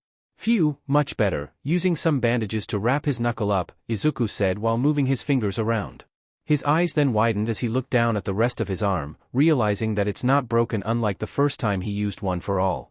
Judging from the amount of HP he lost from the recoil, combined with the partial healing he received from leveling up immediately afterward, Izuku did some quick calculation in his mind and estimated that the attack he had just unleashed had probably only used around 25 to 30% of the total power of One for All. Wait, since my entire arm is not broken, does that mean I somehow managed to use less than 100% of One for All? It's clearly not good enough yet, but how was I able to control the output now and not before? Is it because of the extra points into dexterity? Or my perception? Izuku mumbled as he pulled out his notebook to note it down while 1,000 thoughts raced through his mind at the same time. He would have to do some more tests, but currently, Izuku couldn't help but lean more toward his perception being the main factor that allowed him to better control his quirk, since it represented his overall sensory awareness. Open, status. Izuku called, pulling up his status window and looking at his stats, with 5 unspent attribute points. Nodding to himself, Izuku put 3 points into PER before distributing the 2 remaining points into STR and VIT, raising his HP as well as increasing his physical strength. Level 13. Per 19 greater than 22. STR 27 greater than 28. VIT 42 greater than 43. Confirm, yes no? Confirm. That should be good enough for now, Izuku thought as he confirmed the points. If he still couldn't control his damage output with one for all, then it could be his DEX that was the main factor. Another thing he needed to be mindful of was that the new free points had to be allocated to be effective, so unless he's fast enough, allocating points in the middle of an intense fight could be dangerous. So the free points are particularly useless throughout the fight no matter how many times I level up. I will only get stronger from the stat increase of leveling up alone. I need to be extra mindful of that. Oh, the skill tree. Izuku called out, causing the associated window to immediately appear before him. The screen expanded outward into a complex web of connected pathways filled with blank boxes containing question marks, most of the tree still completely locked away from him for now. The only available sections were the very first 2 skills positioned near the top of the fighter subclass branch, both of which had apparently become accessible the moment he reached level. Iron Body 05. Type, Passive. Description, a passive skill that increases the health points gained from each point of VIT by an additional 5%. Extra point into this skill increase the scaling by 1%. Stunning Blow 03. Type, Active Skill. MP cost, 25. Required fist weapons. Description, concentrates power into a single heavy strike, dealing 100 damage plus 2% of STR and stuns the target for 2 seconds. Extra points into this skill will increase the damage scaling by 1%, and stun the target for an additional 0.5 second. Can be used in tandem with one for all. Izuku stared at the skill tree window while rubbing his chin with a thoughtful expression. With 3 available skill points to be distributed, it was clear that he now gained the points from leveling up after level. Both the current available skills looked really good, but the ones connected to both skills remained locked, with the next tier requiring level 18 to unlock. Can I refund points after I have put them in? There doesn't seem to be an option, so there must be an item that lets me do that, but it must be really expensive, Izuku mumbled, doing some calculation in his mind before making his decision. Iron Body 25. Stunning Blow 13. That should do it for now, Izuku said, nodding to himself in satisfaction after seeing his new stat. Now, I need a fist weapon to use the new skill. With that said, Izuku pulled up the system shop, causing another large holographic window to appear in front of him filled with rows upon rows of items, equipment, consumables, and weapons categorized into different sections exactly like the interface of an actual RPG marketplace. Swords, shields, hammers, armor sets, accessories, potions, skill books, crafting materials, rings, boots, cloaks. The sheer amount of available items was honestly ridiculous. There were even sections where he could buy some normal clothing. But of course, Izuku had no money for anything. Even the cheapest items cost several hundred G, while some of the higher grade items had prices so absurdly high that Izuku genuinely wondered if the system expected him to rob a national bank at some point. Wait a second. Izuku mumbled in realization as another thought suddenly crossed his mind. One of the main reasons behind conducting raids in the first place was the acquisition and collection of materials, ranging from rare minerals and resources that could naturally be found inside the environments of gates to the corpses of the monsters themselves, which could be used to craft high-quality items that could assist and empower heroes. And also, every RPG had loot drops, so if the system truly followed game logic. Without wasting any time, Izuku immediately pushed himself back onto his feet before hurrying over toward the remains of one of the defeated ghouls. The moment he approached close enough, a small notification window suddenly appeared in front of him. Loots available. Loots? Izuku widened his eyes in surprise and excitement, reaching out to touch the window to see it dissolving into particles of light. The next instant, Izuku received a notification that several items had been transferred into his inventory, and quickly pulled it up to see his inventory packed with a dozen of ghouly fangs, and a handful of rotten fleshes, like those from Minecraft. So several mouthfuls of teeth and I only got 12 fangs? Izuku asked in disbelief before glancing around to see that the option had already looted all the available drops in the area for him. Shaking his head to blow away the slight disappointment, Izuku quickly opened the system shop interface again before selecting the Sell All option. Instantly, most of the miscellaneous monster materials and low-grade junk items disappeared, adding an extra of 320 G into his fund, totaling in 520 G. Now that he had money to at least buy something, Izuku navigated back toward Weapon tab and selected the cheapest gauntlet-type item he could find. Weapon, Basic Hand Wraps. Rarity, E. Type, Fist. ATK +5. Defense +2. Description, None. Well, better than nothing. Izuku said as he looked down at his hands, clenching them into fists. The moment he inserted the item into both of his hand slots, the hand wraps materialized instantly around his forearms, tightening themselves in a secure fit that extended almost all the way up to his elbows. They did not feel like much of an upgrade, but at least he could use the stunning blow skill now. Now, how do I use it? Izuku wondered, bringing his fist back and throwing a few experimental punches forward, but nothing unusual happened regardless of how he did it, making him frown slightly. Maybe if I focus on the skill? Like I think about using one for all? Izuku questioned before bringing his fist back, concentrating on the skill itself before driving a punch forward. Skill activated, Stunning Blow. Instantly, a notification window popped up next to him as Izuku struck the empty air in front of him. A dull shockwave erupted outward from the impact point once his arm fully extended, with his fist being enveloped in a light gray aura the moment he threw his fist out. Oh, so that's how it's done. Much easier than I thought. Izuku nodded to himself with a grin before turning to the dark tunnel ahead. Yosh. It's time to go find the boss. With that said, Izuku set off into the darkness, though not before he had spent the last 200 G to buy 2 extra minor healing potions. One of which he immediately drank to fully restore his HP, leading to his knuckle being fully healed before storing the other away in his inventory, having a strong feeling he would need it later. Before long, the overwhelming stench of decayed flesh filled his nostrils, forcing Izuku to cover his nose with one arm while coughing lightly. Pushing further into the darkness, Izuku eventually arrived at an area where the only light came from the scattered emergency lamps on the walls, flickering weakly along the walls as they illuminated the space with a dim red glow.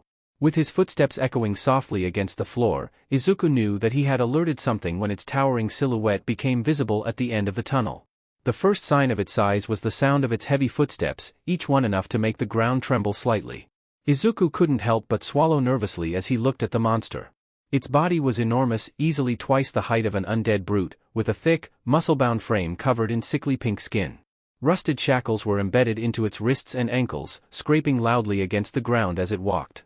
Its head bore a feral face that wore a twisted, almost mindless ferocity, drooling as it scanned the room with dull, bloodshot eyes before finally locking onto Izuku. Dungeon boss detected.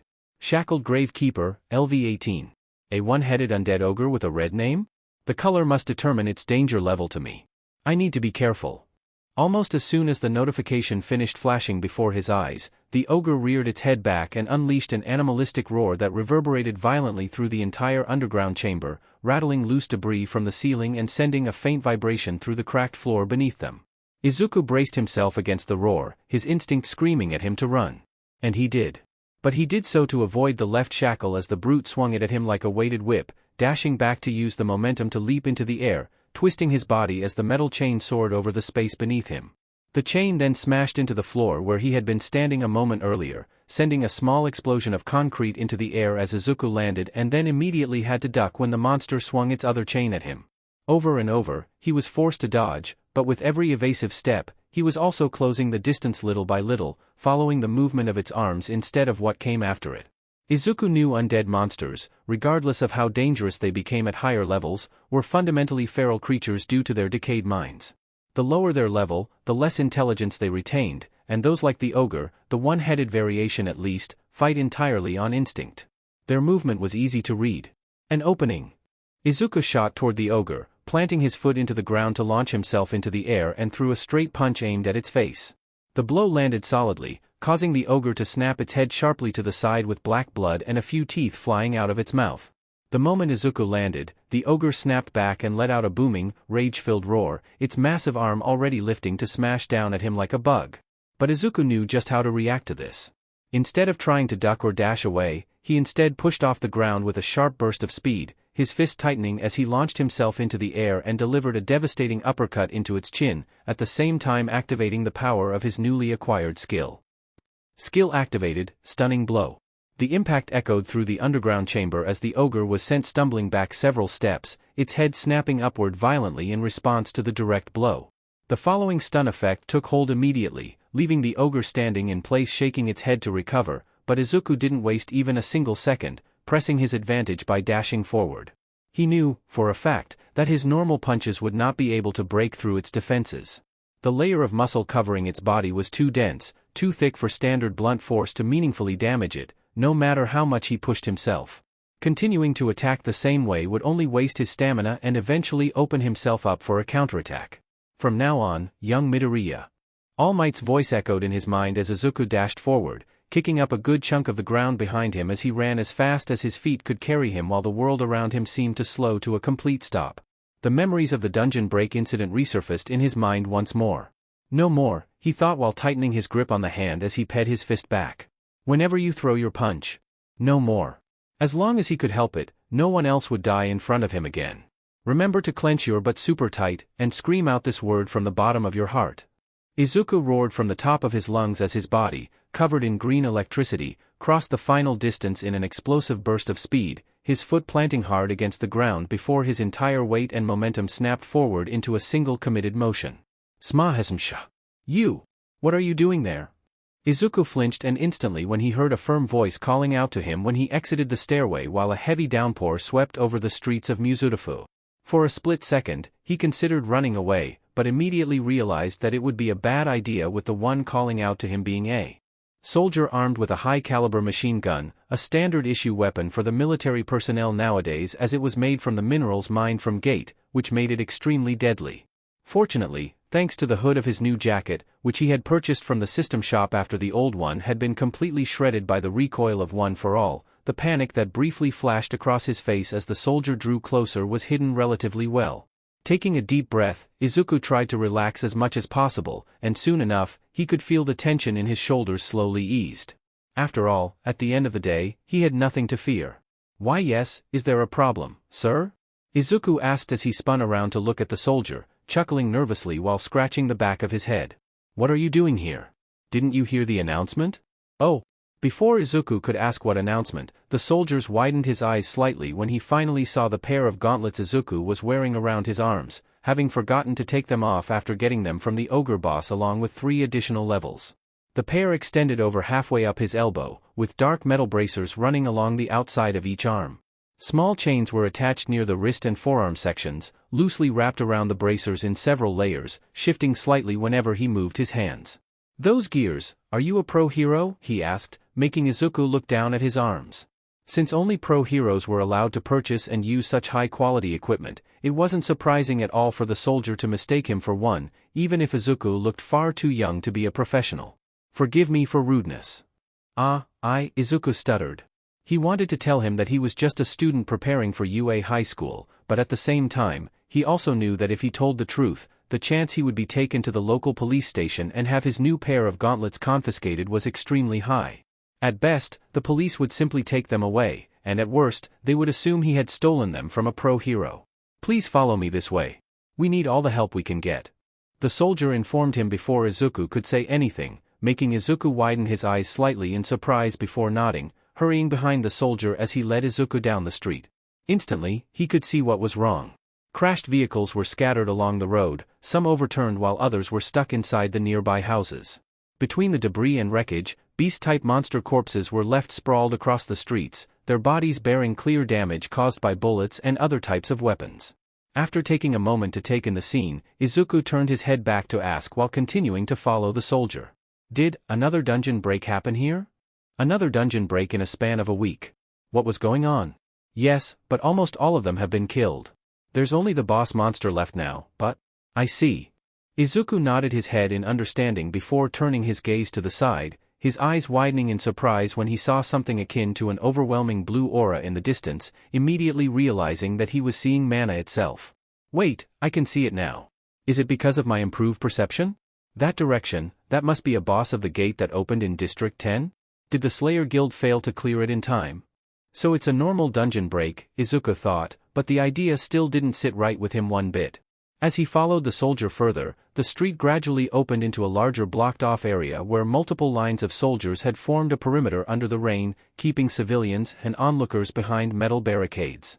A crowd had already gathered despite the weather, people standing under umbrellas or simply enduring the downpour as they stared toward the center of the blockade, using their phones to take photos of the battle between a gigantic rock-type monster, which Izuku instantly recognized to be a mana golem, and several members of the Slayer Guild.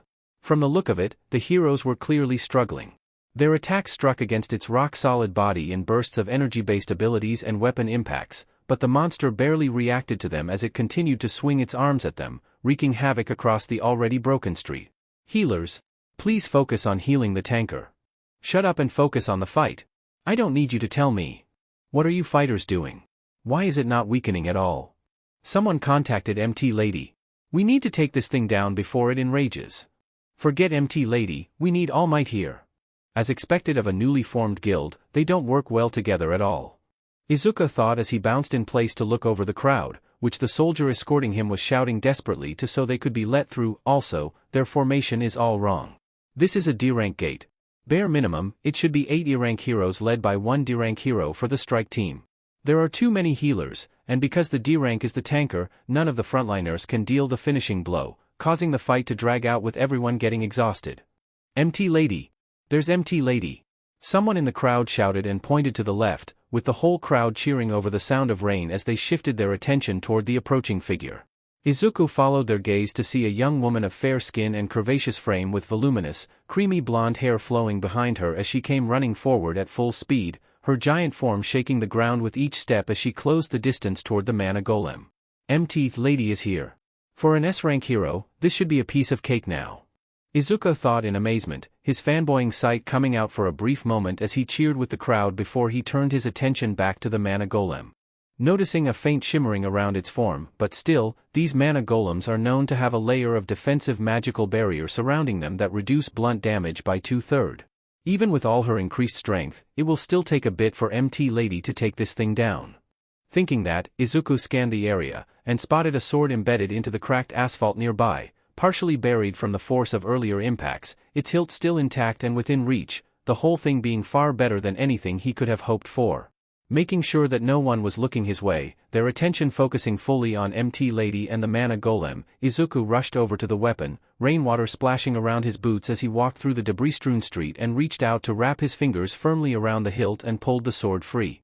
This should make it much easier for her. This thing is about as strong as the ogre I just took down, so 4% should be enough. Izuku thought as he straightened up, spinning the sword around before tightening his grip on the weapon as he held it upside down. Green electricity began crackling faintly along his arm, crawling up toward his wrist as he focused for a split second, then shifted his stance and reared back. One for all. Delaware smash. Izuku cried out in his mind as he flung the sword over him, throwing it with such force that the weapon instantly vanished from his hand the moment it left his grip. In a blink of an eye, the sword shot through the air with such speed that it tore through the rain in a straight line, the sound of its passage arriving only after it was already gone. The next instance, the weapon struck the mana golem directly at its head. The impact detonated against its barrier, shattering it outright as if it had been glass before the force of the strike carried through into the stone beneath. The blade embedded itself into the golem for a split second before the sheer force and energy coursing through it caused the weapon to fracture and shattered into scattered shards. At almost the same moment, MT Lady took a leap into the air and came at the rock monster with a kick. Canyon Cannon! She cried out, her boot connecting squarely against the mana golem's torso, making it buckle, crack, and then collapse inward as the entire structure gave way, its massive form breaking apart into rubble that scattered across the street. Oh! The entire crowd let out a thunderous cheer at the display, while Izuku continued to stand back and blow at his shaking fingers, his wrist numb. But overall, with no visible injuries, that was far better and stronger than anything he could have pulled off before. It might have been a little overkill, though. MT Lady, thank you for coming to our rescue.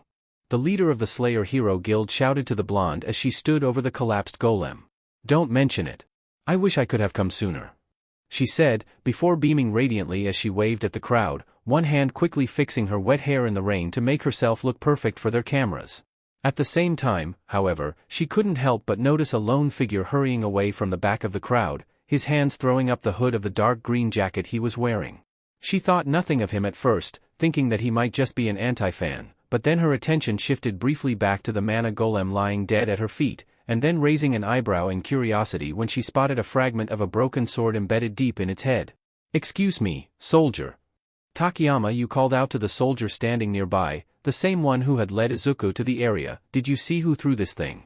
Oh, it must have been the hero over. The answer was cut short as the soldier turned around but couldn't find Izuku anywhere, with him sneaking off before any of the authorities could spot him, an unlicensed high schooler, hero in training or not, with a weapon. Name, Midoriya Izuku.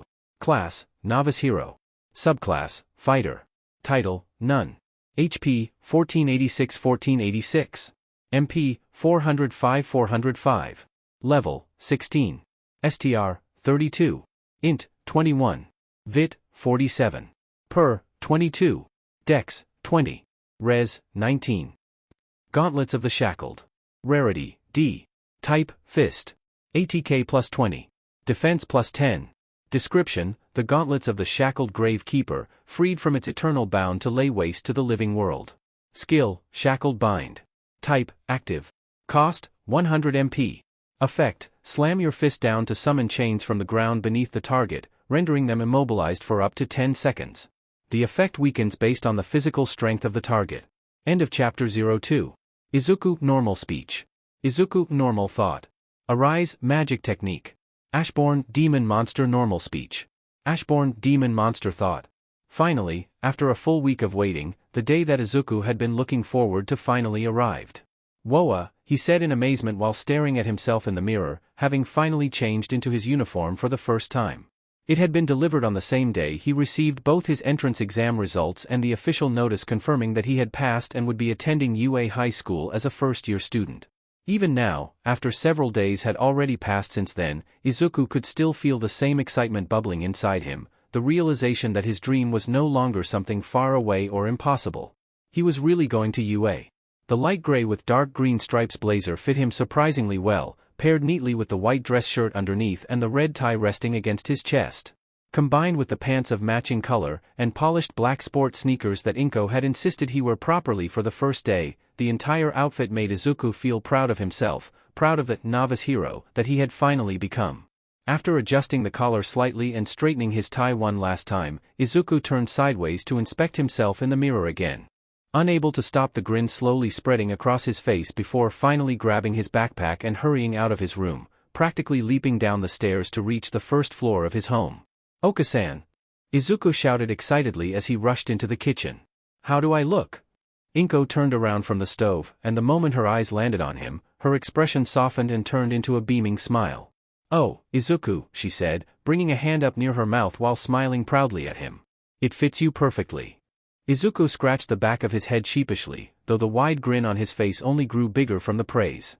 "Really? Really?" Inko nodded before gesturing toward the dining table. "Now come sit down already. Breakfast is ready, and you don't want to be late on your first day at UA High School." Yes. Breakfast went by quickly but heartwarmingly after that, with Izuku eagerly finishing the meal his mother had prepared while barely being able to sit still from excitement. Not long afterward, Izuku stepped out of the house with his backpack slung over his shoulder, giving one final wave toward Inko before making his way toward the nearest bus stop. Today was his first official day as a UA student, and the last thing he wanted was to arrive with a wrinkled uniform or mud splashed across his clothes. The bus ride to UA was swift, and before long, Izuku found himself standing before the towering double building of the high school once more, marveling at the sheer grandeur of the academy in awe while other students moved all around him. Many of them were clearly upperclassmen from the higher years, but Izuku could also spot plenty who looked around his age arriving through the front gates using their quirks before hurrying inside the campus grounds after saying goodbye to their parents. Some walked together in groups while chatting excitedly, looking either to have already become friends during the entrance exam or to have known each other long before getting accepted into UA. And speaking of friends? Out of my way, Deku. Izuku sensed him coming before he even heard the shout, instinctively stepping to the side without hesitation as Katsuki Bakugo stormed past him with his usual aggressive, delinquent scowl plastered across his face, hands shoved into the pockets of his UA uniform. With his name having been all over the news these past 2 weeks, Izuku wasn't surprised in the slightest that Bakugo showed no reaction other than the usual toward him about how the two of them had somehow ended up in the same hero school. Since the footage from the dungeon break had been kept strictly confidential to the public due to the gruesome nature of it, if anything, Bakugo probably thought he had gotten in through sheer dumb luck of just surviving the incident. "It's good to see you too, Kaken." Still, compared to before, the words barely affected him anymore, and it was only then that Izuku realized that. After experiencing much scarier situations, walking on the thread of life and death, being yelled at by Bakugo no longer carried the same weight it once did. It seemed that somewhere along the way, the fear he used to instinctively feel around Bakugo had slowly started fading without him even noticing. Huh? Izuku blinked to himself before letting out a small smile. Straightening his posture slightly, Izuku tightened his grip on the straps of his backpack and took a confident step forward. Today was his first day at UA High. Today he took his first official step toward the dream of becoming a pro hero. And no one, not even Bakugo, could ruin it. With renewed confidence, Izuku marched forward toward his class with determination shining in his eyes. Only for his own feet to hook into each other almost immediately and cause him to fall forward. Whoa! Izuku cried out and was just about to catch himself before hitting the ground when he felt someone lightly touch his shoulder. Instantly, a strange sensation of weightlessness washed over his body, and Izuku found himself hovering a few centimeters above the ground instead of crashing face first into it. Sorry about that. Are you alright, Deku-kun? Izuku blinked rapidly in confusion before slowly turning his head toward the source of the voice, his eyes widening slightly when he saw a girl who looked to be his age, with fair skin, shoulder-length auburn hair and matching eyes standing next to him with a smile on her face. Gently, she turned him a bit so that his feet would be on the ground before taking her hand back to tap her fingertips together, allowing Izuku to feel the force of gravity pulling him down once again. I really don't want to use my quirk without consent, but I cannot just let you fall on your face either. It's bad luck to fall like that on your first day at school, no? Oh? Thank you, Izuku said immediately, bowing his head deeply toward the girl. So the first two people he had spoken to at UA were both girls. Somehow, things already felt like they were going amazingly for him. Oh, please don't mention it. The girl waved both hands lightly in front of her, looking a little flustered from how sincerely Izuku had bowed to her. After he had raised his head, she finally had a good look at his face before asking, You're Midoriya Izuku-kun, right? I saw you on the news. You're really amazing. Why yeah, that's me, he admitted awkwardly while scratching the back of his head. It's honestly kind of embarrassing knowing people could recognize him so easily now. And please don't think too much about it, I'm really not that amazing. You could have fooled me. The girl let out a small laugh before smiling warmly at him. I'm Ochako Uraraka, by the way. Nice to meet you, Midoriya-kun. Nice to meet you too, Uraraka-san. Izuku answered quickly, the two of them bowing their heads to each other at the introduction.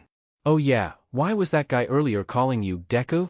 She asked curiously with one hand pointing at the direction where Bakugo had gone to. Isn't your name Izuku? Yeah, it was actually just a nickname Kaken calls me when he's being mean. Izuku explained while scratching the back of his head. He's my childhood friend, but he's also kind of like my personal bully, you see. Ochako gasped before quickly lowering her head apologetically. Oh, I see. I'm sorry for calling you Deku then. But, I dunno, it kinda gives me a never give up feeling, you know? You didn't give up on saving those people either. My parents and I really admire that about you. She said with a bright smile, making Izuku chuckle nervously while scratching the back of his head. Thank you, Uraraka-san. So, which class are you in, Izuku-kun? Ochako continued cheerfully. Mine's class 1A. Wait, I'm in 1A too. Izuku answered in surprise, making Ochako's eyes light up immediately before she suddenly grabbed both of his hands. Izuku's entire face instantly turned bright red from the sudden contact, steam practically threatening to come out of his ears as his brain struggled to process what was happening. Really? That's amazing. I get to be classmates with the dungeon break hero. She said excitedly. Let's both do our best together then, Izuku-kun. Why yes. Izuku nodded with a smile of his own. Yep. No one would be able to ruin this day for him. With that, Izuku and his new friend walked to their classroom together, chatting awkwardly but enthusiastically along the way as they followed the signs deeper into the massive UA building. By the time they finally arrived at the large sliding doors marked 1A, the sounds of conversation from inside already filled the hallway. The classroom itself was much more spacious than any classroom Izuku had ever seen before, with wide windows lining one side of the room and rows of sleek desks arranged neatly across the polished floor. Large monitors were mounted into the walls, and even the atmosphere felt different from a normal school, with the air buzzing with excitement, tension, and curiosity from everyone who had all managed to enter the most prestigious hero academy in the country. Most of the seats were already occupied, making it clear that Izuku and Ochako were among the last students to arrive. Get your feet off. Don't you feel bad for the UA alumnus and the marker of this desk? No, I don't. Where are you from, asshat? I'm from Somei Private Academy. Tenya Ida. Somei? That DMN elite school, you're worth killing then. Worth killing?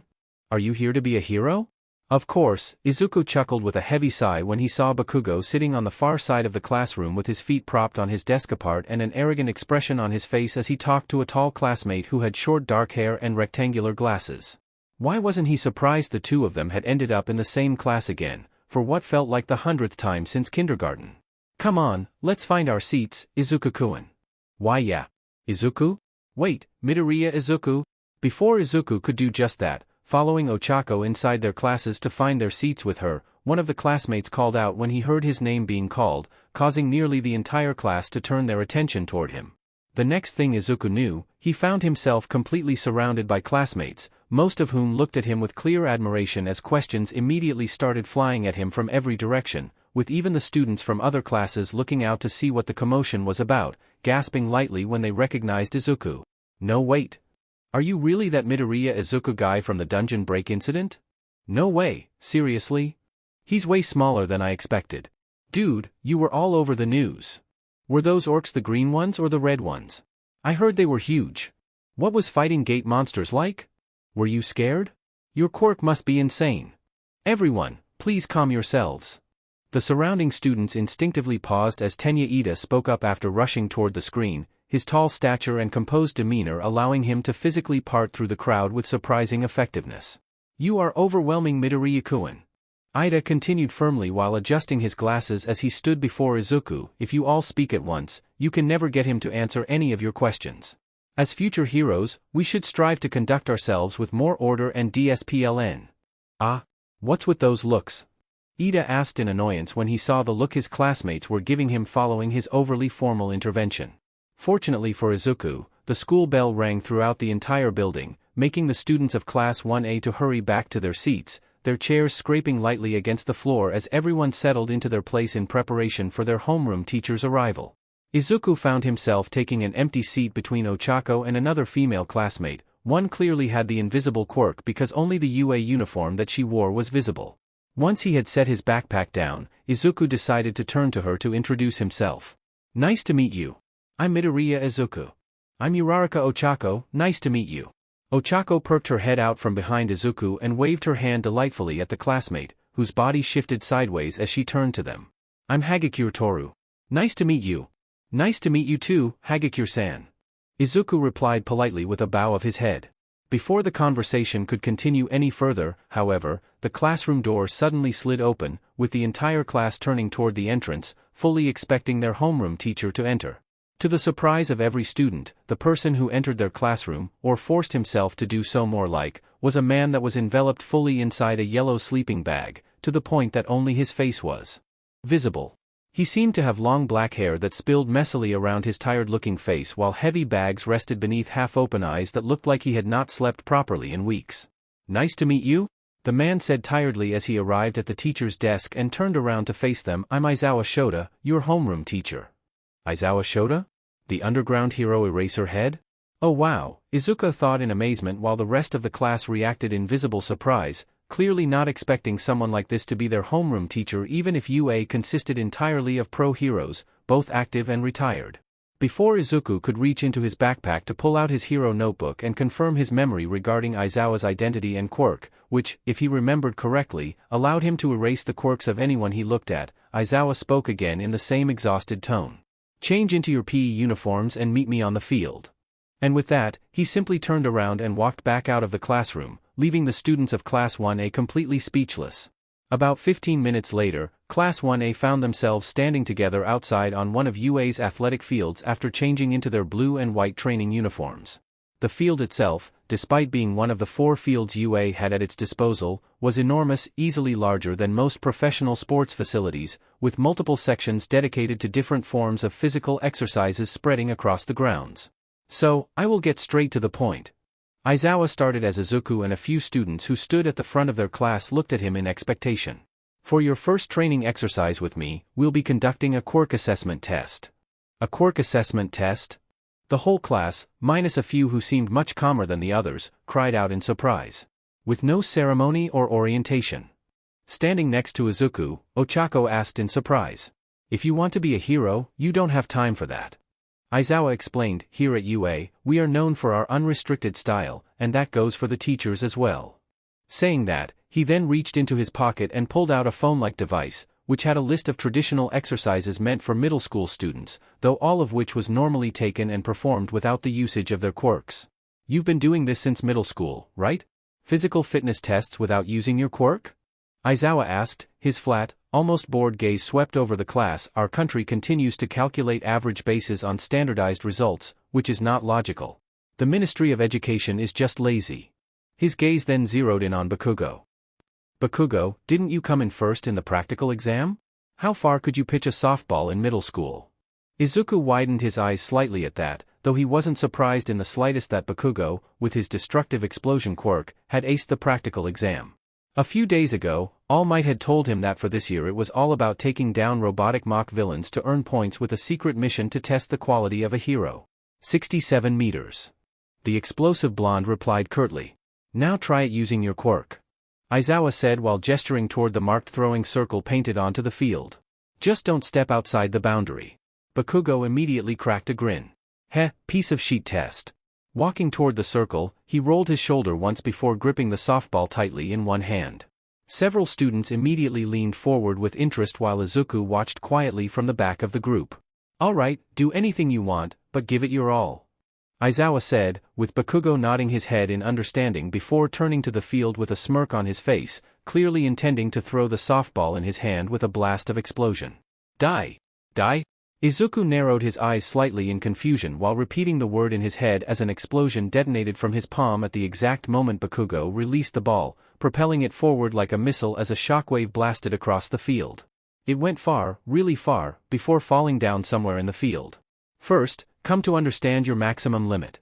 Aizawa said before holding up the device in his hand, which showed the 705.2 m number, the distance which Bakugo had managed to throw his ball, leaving much of the class staring in awe and disbelief. It's the most logical way to form the foundation of a hero. What's this? That looks like fun. Mina, who had pink skin, square-shaped yellow eyes with black sclerae, and pale yellow horns due to her quirk, beamed with excitement. We can use our quirks as we want. As expected from the hero course. Shiro said excitedly. Ateina looked at Aizawa and noticed the dark look on his face. It looks fun, huh?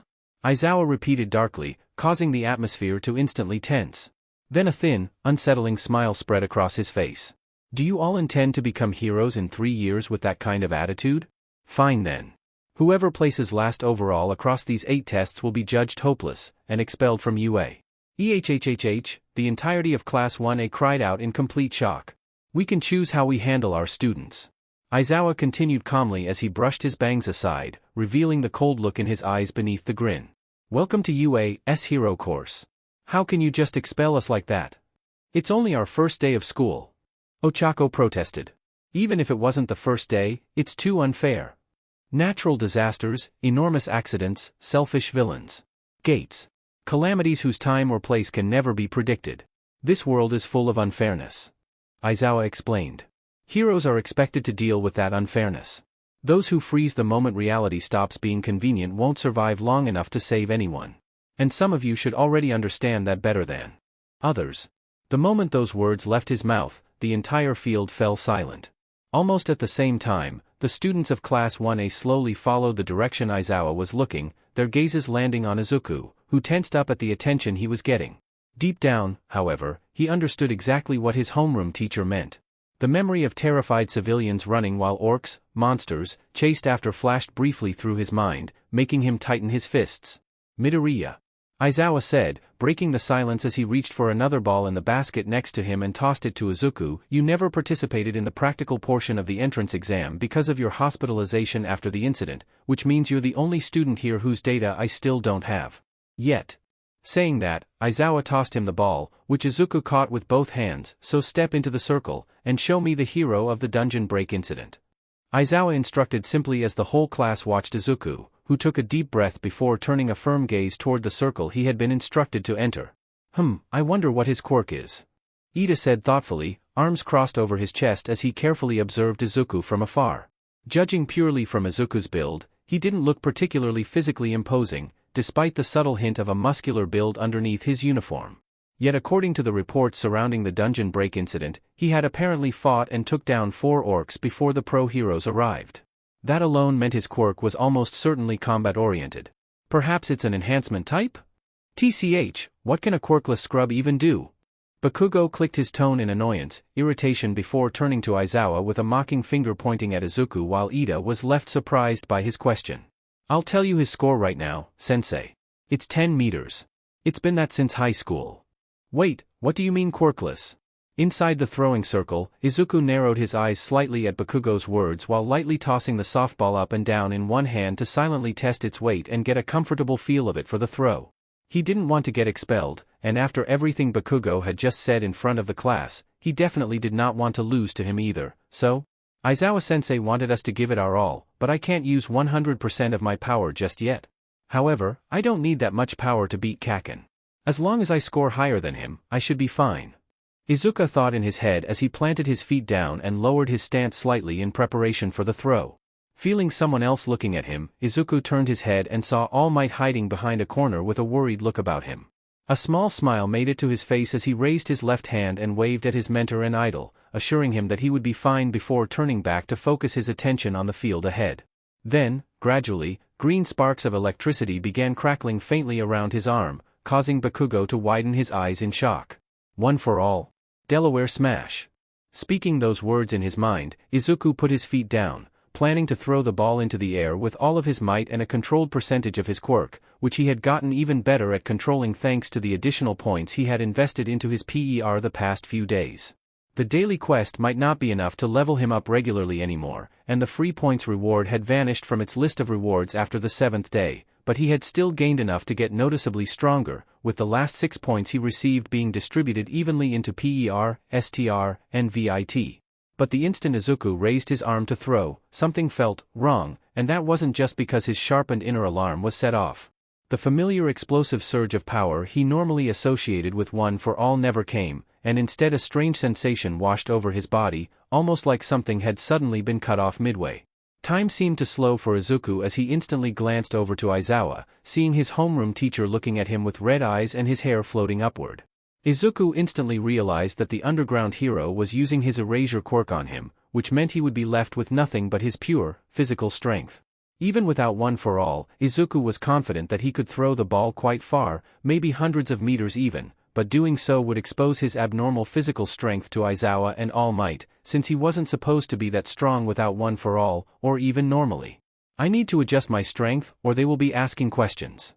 The thought went through his mind just for a split second, but enough for Izuku to adjust the strength building in his arm. Like an untrained, inexperienced baseball pitcher, Izuku swung his arm down and threw the ball with a considerable amount of strength, sending it into the air in a clean, sharp arc. The ball flew high, but remained within the boundaries of what a fit high school student could reasonably achieve, leaving Aizawa and his classmates to follow its path for a brief moment before watching it drop down. Here's your result. Aizawa said as he turned the device in his hand around and showed Izuku and Class 1A the result, a solid 91 meters, which only looked impressive to his classmates with what he said next. Consider that I erased your quirk there, you were able to achieve an exceptional result for a high schooler. Erase quirk. That must mean, Carissima repeated in surprise as much of Class 1A began whispering among themselves, finally piecing together the identity of their homeroom teacher. You're the erasure hero, Eraserhead. But why did you erase his quirk, sensei? Momo Yaozoru asked, her eyebrows furrowing in confusion. Isn't the purpose of this assessment test to evaluate what we are capable of with our quirks? That's because Aizawa-sensei believed I couldn't control my quirk, and would end up hurting myself. Izuku asked before Aizawa could do just that, making the erasure hero raise an eyebrow slightly in wonder, his hair falling down and his eyes returning to their normal color, signaling the deactivation of his quirk. The dungeon break incident was the first time I used my quirk, so I ended up hurting myself more than any of those orcs I tried to stop did. For a second, Aizawa didn't say anything, leaving the other students of Class 1A to stand there to look at him while Izuku met his gaze fearlessly, even as one of his eyes was hidden behind the bangs of his hair. Then suddenly, his gray scarf split into multiple ropes, which hovered around him for a split seconds before they flew at Izuku at extreme speed to wrap around him. What no one expected, however, was for Izuku to throw his hands out and snatch all the ropes in the air at once, gripping them firmly and yanking them hard enough for Aizawa to be forced to take a single step forward to keep his balance. While Class 1A and even All Might gasped audibly in surprise, Shota Aizawa found himself widening his eyes slightly as well, clearly not expecting Izuku to react that quickly to his captured weapon.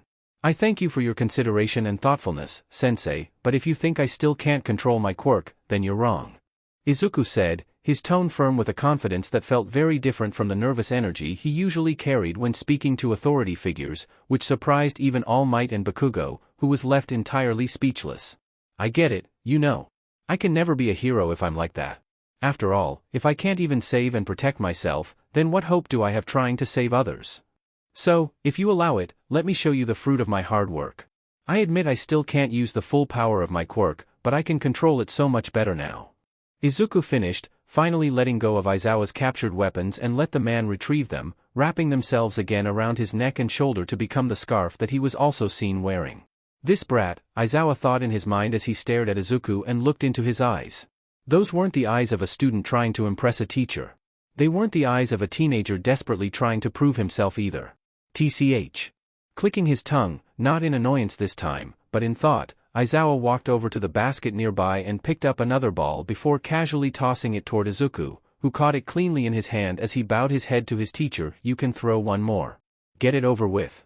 There was no hostility in his tone, but there was no softness in it either. Thank you, Sensei. Izuku grinned, taking a deep breath before turning his attention back to the field ahead of him. Slowly, he moved into position, adjusting his grip on the ball once, twice, feeling its weight and texture properly between his fingers this time before adjusting his stance properly for the throw. Green, bioelectricity began to crackle along his arm as Izuku drew it back, and for half a second, he was worried that Aizawa might try to use his quirk on him again. However, when he saw that their homeroom teacher was also looking at him in expectation, Izuku knew the time for caution had already passed. One for all. Delaware smash. Boom! A deafening sonic boom exploded across the training field the moment Izuku released the ball and threw it into the air, shocking even Aizawa and All Might, who were able to keep track of the ball while his classmates totally lost sight of it. Silence consumed the entire field as the ball became nothing more than a black dot soaring through the sky, not losing its momentum at all even after seconds of traveling across the space before eventually slowing and falling down to land somewhere on the other side of the field. Even All Might couldn't pick his jaw up from the ground as he turned his head repeatedly between Izuku and the ball. His successor, meanwhile, stayed in the same throwing posture for a couple of seconds, his eyes tracking the ball as it disappeared into the distance before finally relaxing his arm to stand straight up, looking toward Aizawa to show that he was perfectly fine when he noticed his teacher was looking at him instead of the ball.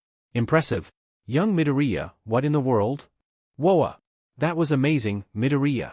Eijiro Kirishima exclaimed, his eyes practically shining with excitement as he looked at Izuku in admiration. So this is the hero of the dungeon break incident.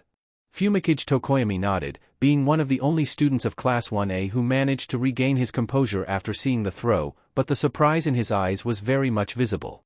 I didn't even see the ball after he threw it. You're really awesome, Izuku, Denki remarked with a wide grin. Thanks. Izuku laughed nervously while scratching the back of his head. After a moment, he then looked over to Aizawa and asked him in expectation, unable to hide the excitement in his voice as he tried peeking toward the screen of the device in the teacher's hand. Aizawa-sensei, how did I do? For a brief moment, Aizawa simply stared at him in silence before blinking rapidly, looking at the device in his hand with his eyes widening slightly in surprise before turning it around to show the result to Izuku and his classmates. Oh, here you go. 1401.8 m. 1,400 meters? Much of Class 1A cried out in complete disbelief, unable to believe their eyes as they gathered in front of their teachers and stared with wide eyes at the screen. Izuku could only let out a forced chuckle, believing that he probably should have held back a little. But then, that was a good test to see where his strength was. Izuku had been trying to look for another instance dungeon key in those random loot boxes, so being able to. What the hell was that, Deku? Bakugo suddenly roared and exploded forward in a burst of speed, sparks and miniature detonations erupting violently from his palms as he charged straight toward Izuku with fury written all over his face. Izuku's eyes widened slightly in surprise, though unlike before, it didn't turn into panic as his body instinctively shifted into a defensive stance almost instantly, ready to defend himself if Bakugo actually attacked him. Whip. GRG. But before Bakugo could even get close enough to swing, the scarf Aizawa was wearing suddenly separated and turned into several long gray binding cloths that shot through the air and wrapped tight around his body, restraining him mid-charge. At the same time, the mini explosions in his hands abruptly vanished, leaving him momentarily stunned despite how hard he was struggling against Aizawa's binding to free himself. "Geez, don't make me use my quirk again and again," Aizawa said in displeasure as he narrowed his eyes at Bakugo before glancing over to the symbol of hope, who gave him a massive thumbs up and an equally large grin. After Bakugo had calmed down somewhat, the rest of the class carried on with the test. Ochako surprised almost everyone when she aced the ball throw with her quirk, which made the ball she was given float all the way up into space and give a result of infinity on Aizawa's measurement device. Of course, the absurd distance earned nothing but shocked reactions from several classmates, including Izuku himself, who celebrated the amazing achievement with his new friend. Then came the rest of the assessment test, from the standing long jump and 50-meter dash to repeated side steps, sit-ups, grip strength, and the seated toe touch. Nearly every test had at least one student who excelled at it thanks to their quirk. For example, Kirishima achieved an impressive result during the grip strength test through sheer hardened muscle power, while Ida used his quirk, in the form of the engines in his calves, to propel himself down the sprint track as he ran fast and hard enough to seemingly tear apart the ground beneath his feet. Bakugo unsurprisingly dominated several tests himself through raw explosiveness despite still glaring daggers at Izuku every chance he got, mostly because Izuku himself kept achieving stellar results right alongside him, psing his childhood friend more and more with each test. Despite using just 1% of 1 for all to mask his inhuman strength, Izuku ranked just behind Ida in the 50-meter dash, covered enormous distances in the standing long jump, topping his class in grip strength, and showed no signs of fatigue throughout the remaining tests due to his stamina. The whole test was by no means a competition, and Izuku also had a feeling that Aizawa lied about the whole expelling thing, but he wanted to push himself a bit to see how much stronger he had become compared to before. Not to mention that he also wanted to see where he stood among his peers. "Katsuki, Midoriya, Todoroki, you three are up for the first round," Aizawa called while standing at the starting line of the running track, where the final distance run test would take place. Izuku wasted no time to get into his position, narrowing his eyes at Bakugo, who snarled at him as he took the spot to his left. To his right, meanwhile, was a boy with split-colored hair, one half white and the other red, along with heterochromatic eyes that were dark gray and turquoise respectively. The most noticeable feature about him, meanwhile, was a large burn scar on the left side of his face, which reached from his hairline to halfway down his cheek. Unlike most of the class, he had remained almost completely silent throughout the entire testing session while consistently placing near the top in nearly every category with seemingly little effort. His name was Todoroki Shoto, and for some reason, he couldn't help but feel that he had met Shoto somewhere before. "Midoriya Izuku," he called suddenly in a calm tone as he walked up to stand next to him, causing Izuku to look over in expectation. "I know you held back during the 50-meter dash. Your quirk's quite similar to All Might, and it makes me think you can use it to run faster as well." The statement made Izuku widen his eyes in surprise, though it paled in comparison to the shock and irritation Bakugo was showing. "Ha! What do you mean this quirkless scrub is like All Might? I know you probably don't recognize me, but we almost bumped into each other a week ago when you arrived at UA." Shoto continued calmly, completely ignoring Bakugo while Izuku's eyes widened further in realization. "I saw you run. I know how fast you can be, so I'm wondering if you could take this race seriously." "This race?" Izuku blinked before asking with a forced smile. "We're not actually racing, are we?" He then looked over toward Aizawa, only to find their homeroom teacher yawning into his hand. He had clearly heard the entire conversation, but judging from his completely uninterested expression, he could not care less. After a moment of consideration, Izuku looked back toward Shoto and saw the determination his classmate was wearing on his face. With a smile, he gave a firm nod. "Thank you. TCH, you BSTRDS, just wait."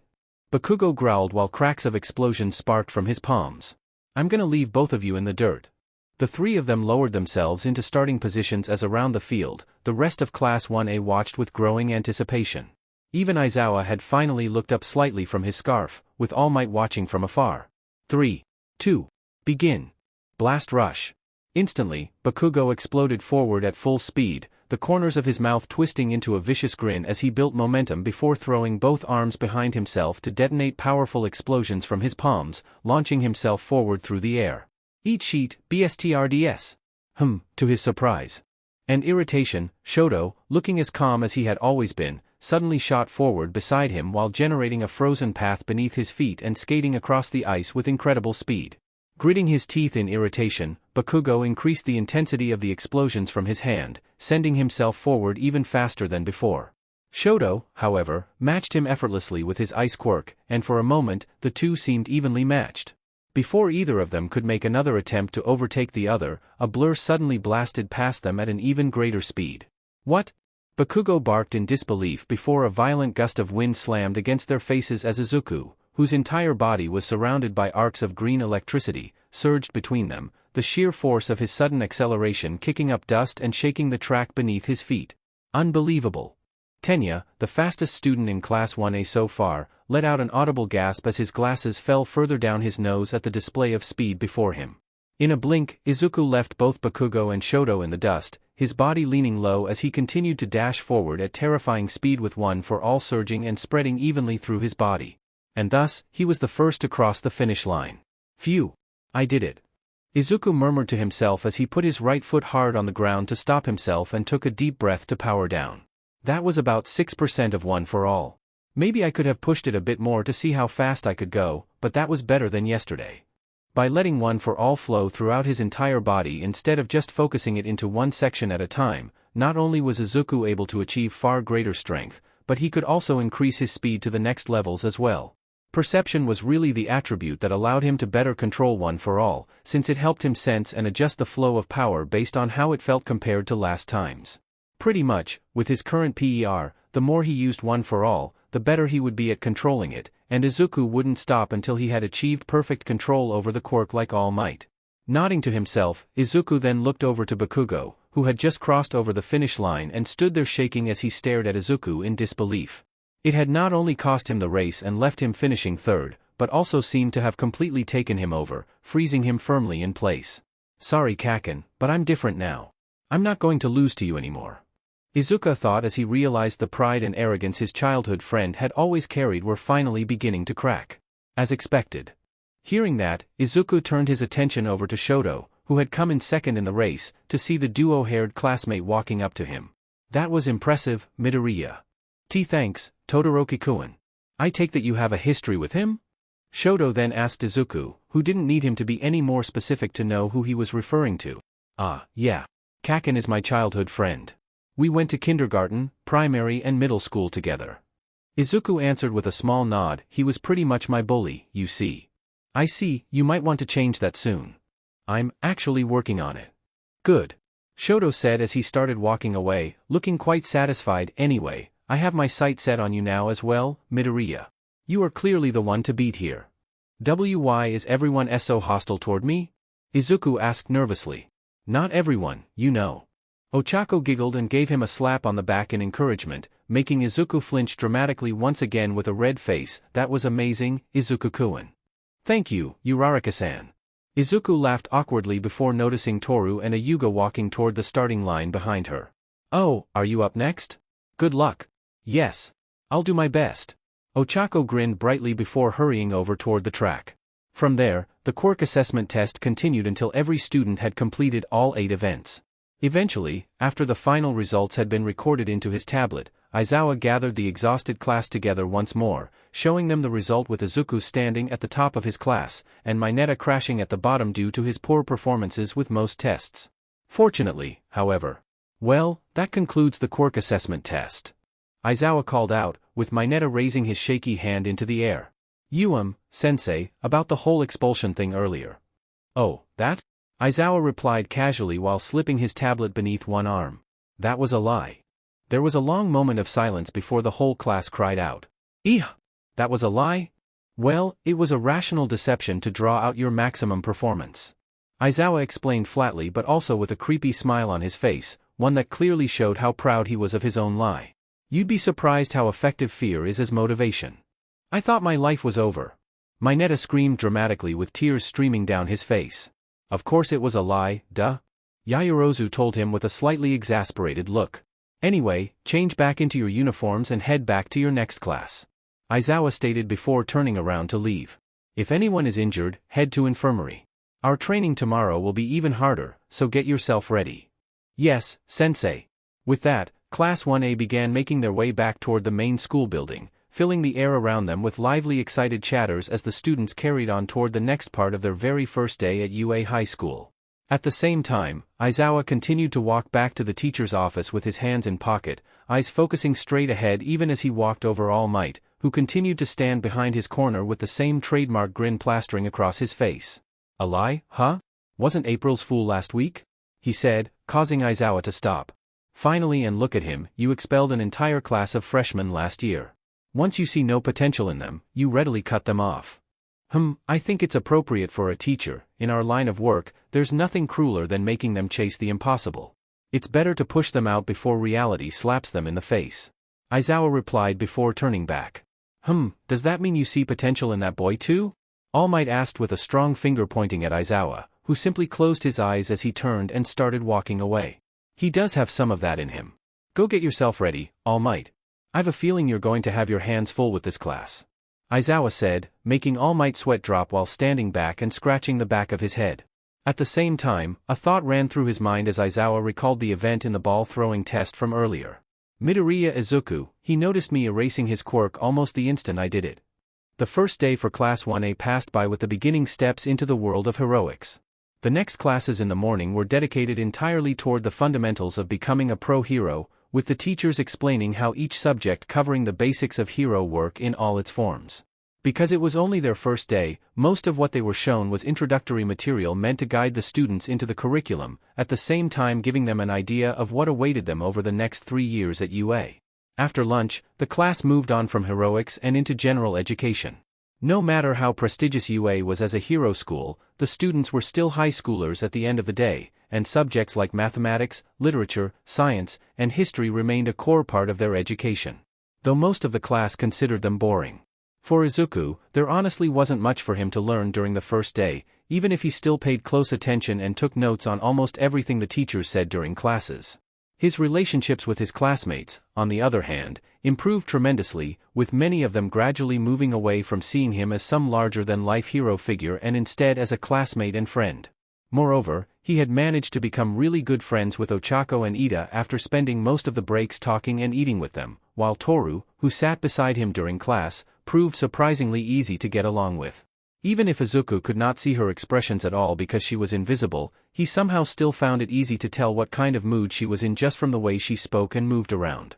Overall, it was a good and fun first day at UA, at least if one ignored the murderous glares that Bakugo kept sending Izuku's way, looking as though he was desperately trying to figure something out in his head. And so, it was on the second day that their life as hero high school students began to shake up once more. "Alright now, can one of y'all tell me the types of monsters that can be found inside gates?"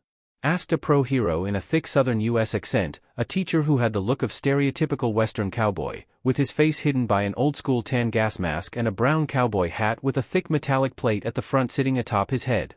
Over his tank top with white armor, and baggy dark brown pants with light brown chaps and a brown belt with a gun holster attached at his hip, he wore a large red cloak, buttoned up at the top, with frayed ends, and his footwear was a pair gray boots with knee-high S and vamps with silver trims. He was Snipe, the pro hero who taught various heroic classes at UA, and currently, he was teaching Class 1A their first lesson about gate. "Sensei." Yaoyorozu raised her hand, earning a nod from Snipe. "Well shoot, go ahead, Yaoyorozu." Snipe gestured toward her. With a nod, Yaoyorozu carried on with her answer calmly. "There are many variations, but once you cut them down based on basic characteristics and traits, it always comes down to 7 main types. They are beasts, insects, monstrous humanoids, giants, snow elves, undead and dragons." There's a perfect answer." Snipe nodded approvingly. As expected from someone who enrolled through a scholarship. Izuku thought in amazement as he stared at Yaoyorozu, who remained perfectly composed as ever as she turned her attention back to her notebook. "Now then," Snipe continued while folding his arms, "which one of those monster types is considered the most dangerous?" "Dragons, sensei," Kirishima answered with his hand raising into the air. "Bullseye, Kirishima-kun." Snipe nodded before grabbing the projector remote and clicking a button, causing the screen behind him to light up with the image of a colossal dragon skeleton, the sight of which caused the whole class to stare in bewilderment. As a matter of fact, the worst dungeon break recorded in human history was caused by a dragon-type gate. It's also the first ever S-rank gate, and the first to ever break open. Snipe's tone turned noticeably heavier, no longer carrying his trademark cowboy mannerism as he pointed toward the screen. Regarded as humanity's greatest calamity, the dragon Kamish emerged from its gate and devastated the entire American West Coast almost 16 years ago. Countless brave heroes gave their life that day trying to stop that monster, and their names shall forever be remembered. The entire Class 1A had gone completely silent as they listened to Snipe. Because they were all born a year after the dungeon break, none of them had actually witnessed the disaster themselves. To their generation, the Kamish incident existed mostly through documentaries, textbooks, and stories told by their parents and older heroes, who sometimes even used the name Kamish to scare children into behaving during their younger years. But, can any of y'all tell me the names of the heroes who finally brought Kamish down? Snipe then asked as he looked around the room, nodding his head in acknowledgement when Izuku raised his hand into the air. Go for it, Midoriya-kun. Sensei, the 6 heroes were the Conquest hero, Thomas Andre, the hero of China, Lu Jigang, the god of fire, Christopher Reed, India's Ashura, Siddharth Bachchan, the roaring saint from France, Antoine Martinez, and the symbol of peace from Japan, All Might. Izuku answered, his tone carrying a hint of pride when he spoke out All Might's name. And they are also known as? The 6 national-level heroes, Sensei. Izuku nodded. Bullseye, Midoriya-kun. Snipe pointed toward him before turning back toward the class. Thomas Andre, Lu Jigang, Christopher Reed, Siddharth Bachchan, Antoine Martinez, All Might, 6 heroes who stand so far above the rest that a single one of them can match or even surpass the military strength of an entire nation. Every country in the world wants at least one national-level hero watching over it, and Japan's very fortunate to have All Might himself acting as its protector. Sensei, what about Goto-Ruji? Now that's a fair question. Snipe nodded. Goto-Ruji is absolutely one of Japan's strongest heroes right now, no doubt about that. There are even rumors saying he might become the 7th national-level hero, representing Japan after All Might. And honestly? Wouldn't it be something special if Japan ends up having a 2nd national-level hero? And even if Goto-Ruji or America's Stars and Stripes doesn't make it, who knows? Maybe the next national-level hero is sitting somewhere right here in this class? The entire class immediately got excited by that, with several students voicing their agreement. Even Bakugo, who seemed to have fully returned to his usual self, grinned widely and nodded, looking more fired up than ever. And just like that, their first PRD of the second day at UA came to an end, leaving many of the students far more excited and motivated than ever before. Hey, does anyone know which class is next? Hero Basics, if I'm not mistaken. Izuku answered the question as he brought out the note with their schedule to check, his eyes widening slightly in excitement from seeing the name of the teacher who was in charge of the class. I am. Normally entering from the doer. The entire classroom erupted into cheers the moment the familiar booming voice echoed through the room as none other than All Might himself stepped inside with his usual dramatic flair despite claiming it to be normal. Much like the other teachers, he was dressed in his hero uniform, though the upper parts of the costume was red in color, with a large white circle with a smaller red circle inside, situated on his chest. His forearm sleeves were fully yellow, and he also wore a blue cape that held up by 2 gray with yellow accents and rectangle clasps. The Silver Age costume. That's awesome! Izuku thought, his eyes sparkling in excitement as he and numerous other classmates had no trouble recognizing the hero costume All Might was wearing. Oh, All Might is actually a teacher here at UA. That's his Silver Age costume. He's so impressive. I'm getting goosebumps. Looking around, Izuku could see that even the normally composed students looked excited at the sight of All Might, the symbol of peace, and the national-level hero of their country. All right, young students. All Might announced proudly while placing his hands on his hips. Welcome to your very first Hero Basics class. I'll be your teacher, who will help you lay your hero foundations. All types of training will be done. Even gate rating, Sensei? Mina immediately asked excitedly from her seat. Yes. Even that. He declared proudly before suddenly raising a finger. But not today. Before any of you can learn how to raid, you must first learn the most basic of basics when it comes to being a hero. Today. Saying that, All Might turned around dramatically before striking an exaggerated muscle-flexing pose with his back facing the class. A second later, he spun back around while holding out a large sign with a bold white tag labeled Battle attached to it, the force of the movement generating a strong enough wind to blow back the hair of even the students sitting at the back of the class. We will start with battle training. The classroom instantly exploded with excitement, and literally, no one more so than Katsuki Bakugo, who had a maniacal grin plastering across his face as he imagined the possibility. And along with that, is this.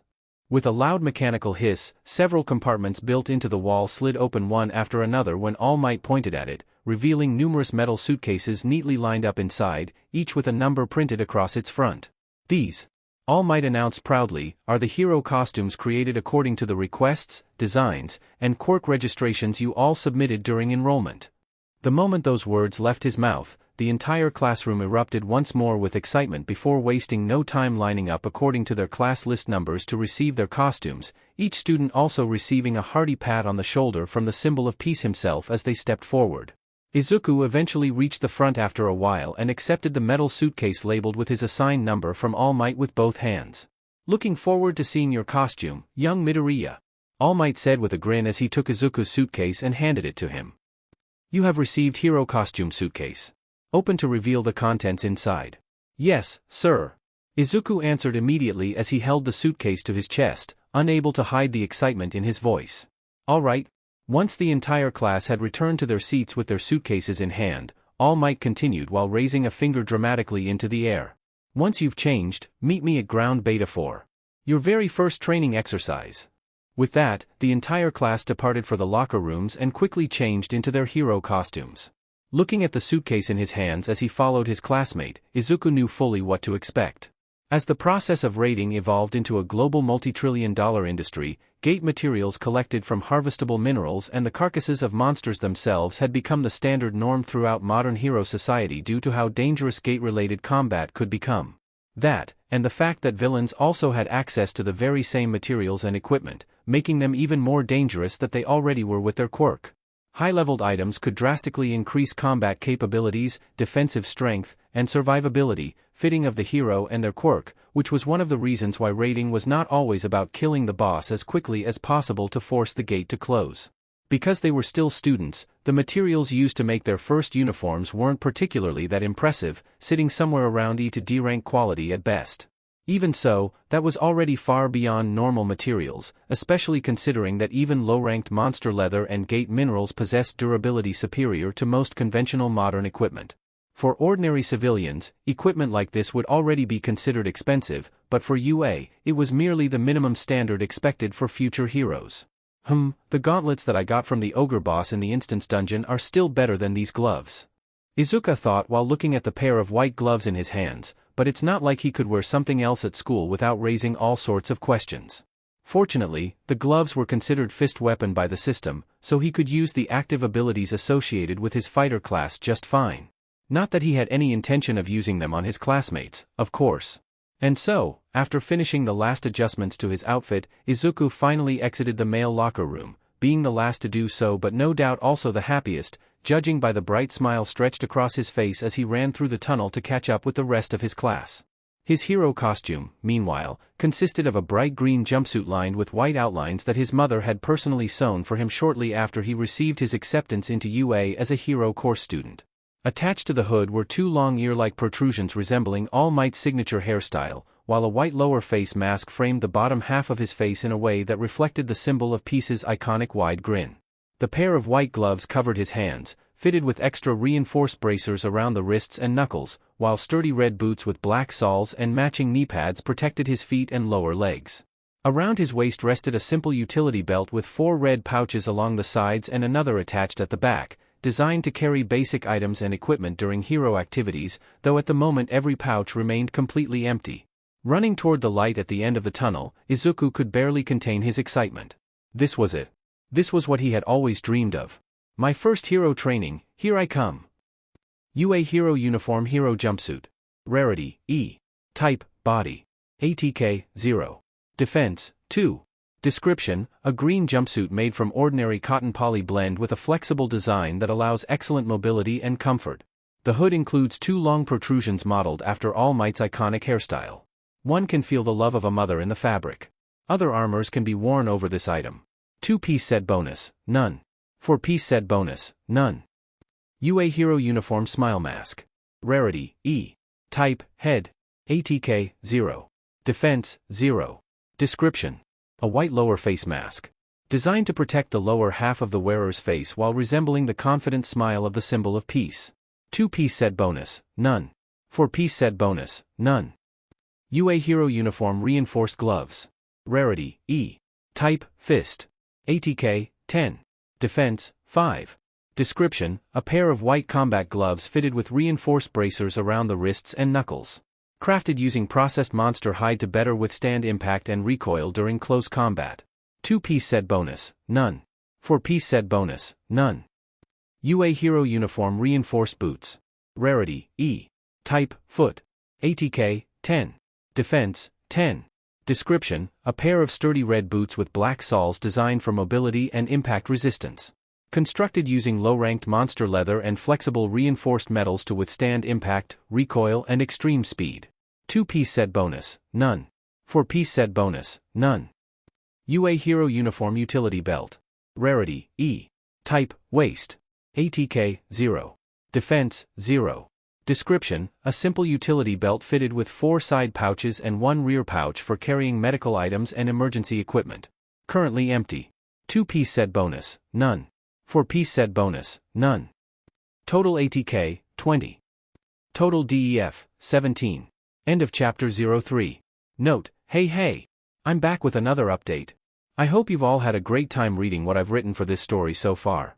It's been an incredibly fun experience for me to write, and I truly appreciate all the support you guys have given me along the way. I'm really excited to show you everything I still have planned for the story, and I can't wait for you all to see what's coming next. Make sure to leave behind a review once you have finished reading. And come join my Discord channel to be a part of my amazing community too if you'd like. That's it for now. Stay safe, stay awesome, and I'll see you in the next one. Peace. Izuku Normal Speech. Izuku Normal Thought. Arise, Magic Technique. Ashborn, Demon Monster Normal Speech.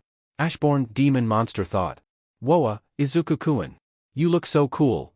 That was the first thing Izuku heard upon exiting the tunnel and arriving at ground beta training field, the excited compliment coming from Uraraka Ochako herself as she broke away from the rest of the class and hurried over toward him with an energetic smile spread across her face.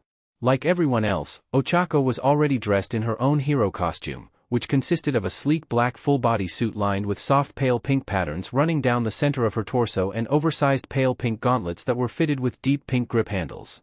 Matching knee-high boots covered her legs, their thick soles clearly designed to absorb impact during landings, and the 2-piece utility belt around her waist held a round buckle at the center. Finishing the costume was a pink and white headpiece fitted with a tinted visor that framed her face neatly. Thanks, Uraraka-san. Izuku flinched, rubbing the back of his neck awkwardly for a second before smiling and giving Ochako a compliment himself. Your costume looks great too. Really? I mean, I really should have given my request more details. Everything feels so tight on me. Ochako laughed nervously as she tugged lightly at the side of her bodysuit.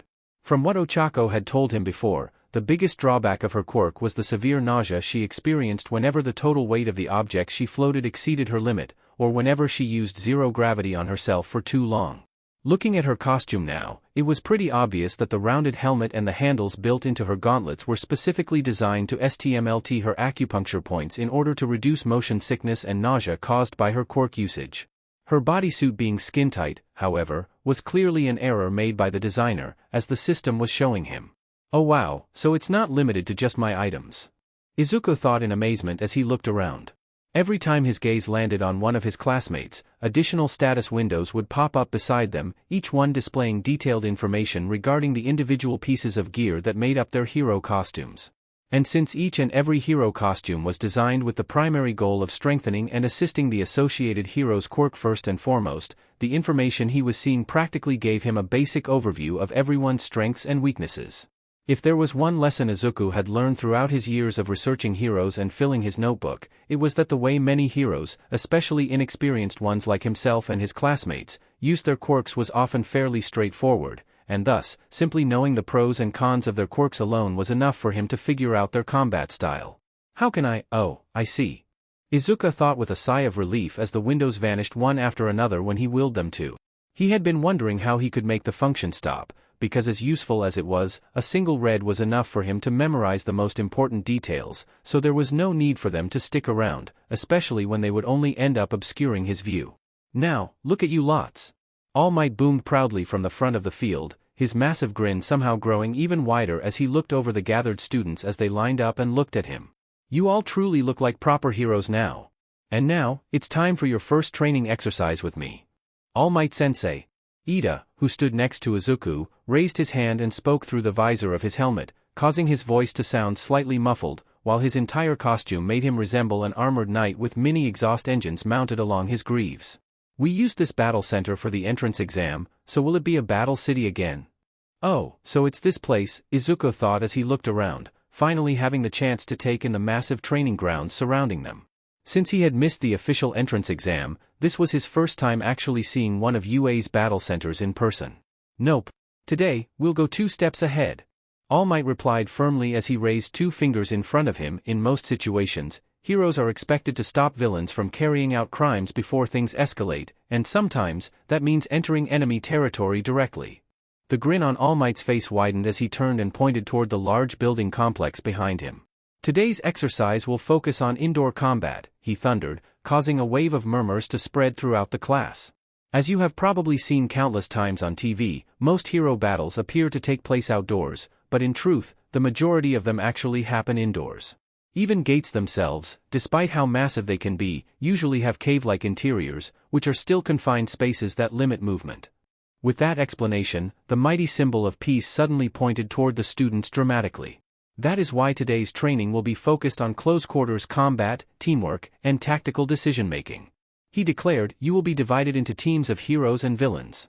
The villain team will be guarding a mock nuclear weapon hidden somewhere inside the building, while the hero team must infiltrate the hideout and secure it before time runs out.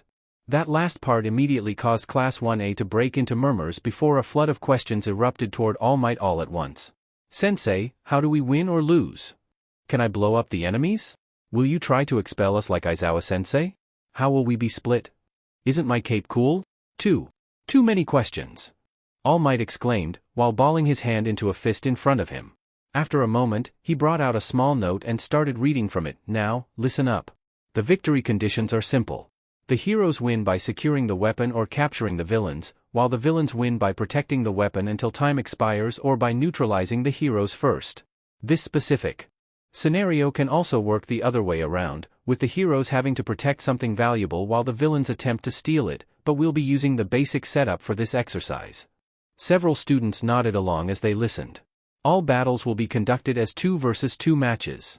All Might carried on. The villain team will begin inside the building, while the hero team will start outside and attempt to infiltrate the hideout. Sensei, how will teams be decided? Yaoyorozu asked as she raised her hand into the air. With this, All Might declared proudly as he brought out a small box and held it up in front of everyone. Completely random pairing. So it's completely random? Ida nodded his head in understanding. Ida-kun, it's very common for pros to team up with heroes from other agencies and guilds. Izuku pointed out, recalling a piece of information that he had learnt a long time ago from watching the news. I see. All Might Sensei is really thinking that far ahead for us. Ida nodded in understanding before straightening his posture. I'm sorry, Sensei. No problem. All Might cried out as he spun around and moved a fist high into the air above his head. Now then. Let's get started. And with that, the students of Class 1A lined up in front of All Might as he lowered the box for them to reach inside and pull out colored strips one after another. Because he stood near the front, Izuku was among the first to draw, his hand reaching into the box to find a random folded strip before taking it out to open it. Ochako, who had drawn right before him, unfolded her own strip before her face immediately brightened when she saw the same letter in his. Izuku-kun, look. We matched. Oh, looks like we're partners. Izuku said, nodding his head with a beaming smile. That's great. Ochako smiled cheerfully. As the remaining students continued drawing lots and finding their partners, All Might eventually threw the box away into the nearby trash bin before raising his hands to clap them together loudly to draw their attention back to him. Excellent. Now then, let's announce the teams. Team A, Izuku Midoriya and Achiko Uraraka. Team B, Shoto Todoroki and Mizo Shoji. Team C, Momo Yaoyorozu and Minoru Mineta. Team D, Katsuki Bakugo and Tenya Ida. Team E, Yuga Aoyama and Mina Ashido. Team F, Rikido Sato and Koji Koda. Team G, Denki Kaminari and Kyoka Jiro. Team H, Fumikage Tokoyami and Tsuyu Azui. Team I, Masahiro Ojiro and Toru Hagakure. Team J, Eijiro Kirishima and Hanta Siro. And to keep things fair, I'll be drawing the matchups randomly as well. All Might declared proudly before reaching both hands into the two boxes positioned beside him, one labeled hero and the other labeled villain. But rather than immediately revealing the result, he paused dramatically for several seconds while the entire class watched in anticipation, before finally pulling two matching colored balls high into the air for everyone to see. Team A versus Team D. Perfect. The remark instantly came from Bakugo, who had a sly smirk spreading across his face as soon as he heard the result, looking almost pleased by the outcome as he rolled one shoulder lightly before locking his sharp crimson eyes directly onto Izuku. Even without saying another word, the meaning behind that look was painfully obvious to Izuku after knowing him for so many years. Bakugo wanted this. No, more than that, he had been waiting for an opportunity like this ever since the quirk assessment test that had taken place yesterday. Beside him, Ida maintained a composed posture, clearly focusing on the exercise itself far more than his teammate. Ochako, meanwhile, could not help but glance nervously between her partner and the opposing team after sensing the obvious tension hanging in the air between Izuku and Bakugo. Izuku-kun? Let's win this, Uraraka-san. Izuku said firmly to his teammate as he looked over at her and gave her a reassuring smile, making her expression brighten. After that, he turned back toward Bakugo and met his gaze fearlessly, which surprised him somewhat. The old him would have lowered his head or tried to look away to hide his fear, but things were different now. He was different now. All right? All Might called out, his booming voice shattering the tension before it could continue escalating. The selected teams, with me. Everyone else will head to the monitoring room and observe the exercise. Watching battles is just as important as participating in them. With that, Team A and Team D followed All Might toward the building he had pointed at earlier. Up close, the structure looked even more imposing than before, its concrete exterior broken up by rows of dark windows, stairwells, and a single entry point. Here, put these on. All Might instructed as he turned around to face the two teams with his palm extended forward. Resting on his hand were two pairs of compact earpieces clearly meant for team communication during the exercise. Izuku and Ochako each took one before quickly fitting them into their ears, while Bakugo clicked his tongue in annoyance and snatched his own without a word. Beside him, Ida carefully adjusted the device beneath his helmet before speaking into it professionally. Testing. Team D communication check. Oi! Shut the hell up already. I can hear you in both ears. Bakugo barked in annoyance. Izuku and Ochako, of course, had a much friendlier conversation to test if their earpieces worked or not. Once they reached the designated starting area, All Might separated the teams according to their roles. Villains inside first, he announced while gesturing toward the building entrance. You'll have 3 minutes to choose your position and prepare your defenses. Bakugo smirked at Izuku once more before turning toward the building to enter it, leaving Ida to follow after him with a far more disciplined demeanor as he rubbed his chin thoughtfully. Although his face was partially obscured by his helmet, Izuku had little trouble telling that Ida was already devising his own strategy for how to deal with both him and Ochako, unlike Bakugo, who would most likely throw himself at them. As Team D vanished into the building, All Might handed two matching blueprints over to Izuku and Ochako. Heroes, use this 3-minute time to prepare it wisely. Thank you, Sensei. Izuku smiled at All Might before unfolding the blueprint, his eyes scanning across the building layout as quickly as possible while memorizing every floor, corridor, staircase, and intersection. The location of the mock nuclear weapon was hidden, but from what he could see, there were only a limited number of places where Bakugo and Ida could realistically conceal it while still maintaining an effective defense. You have received a new quest. Quest, first training session. Clear your first hero training within the time limit 5 o'clock. You might obtain these rewards. Plus 3 free points. X2 random loot boxes. A new quest? Izuku thought to himself as he glanced at the system window that had popped up in front of him. So I'll have no choice but to take this seriously. Not that I have any intention of doing otherwise. My opponents are Kaken and Ida-kun, after all. Beside him, Ochako looked at her own map as well, though it was clear she had far less idea of what to make use of it than Izuku was. Izuku-kun? I've got an idea. Izuku said as he looked up at the building before them, his analytical side already fully taking over as pieces began falling into place inside his head. Alright, if both teams are ready, then you can begin. All Might announced through the speakers installed throughout the building, his voice echoing across every floor as the exercise officially began. Inside the monitoring room, the rest of Class 1A watched attentively as multiple camera feeds displayed the interior and exterior of the mock building from different angles. Several monitors lined the wall at the front of the room, each one tracking the movements of the 4 students participating in the match, while the largest one in the center followed the hero team, who wasted no time moving through the entrance of the building the moment the signal was given. "Oh wow, they are moving fast," Kaminari said, his eyes fixed on the large monitor as Izuku and Ochako quickly advanced through the first floor. The hero team must have figured out where Ida and Bakugo hid the nuclear bomb. Yayazoru commented, looking at Ida as he stood guard in front of the nuclear bomb on the top floor of the building. Unlike Bakugo, who had left the area and went off to hunt down the hero team, it was clear that he fully committed to carrying out the role assigned to him as efficiently as possible. 440. There are only 2 places where Idakuin could realistically keep the bomb. The 3rd floor or the 6th floor. They're the only areas with enough open space for him to sprint around with his quirk. Izuku thought to himself while hiding behind a corner with Ochako, having slowed down to survey the floor.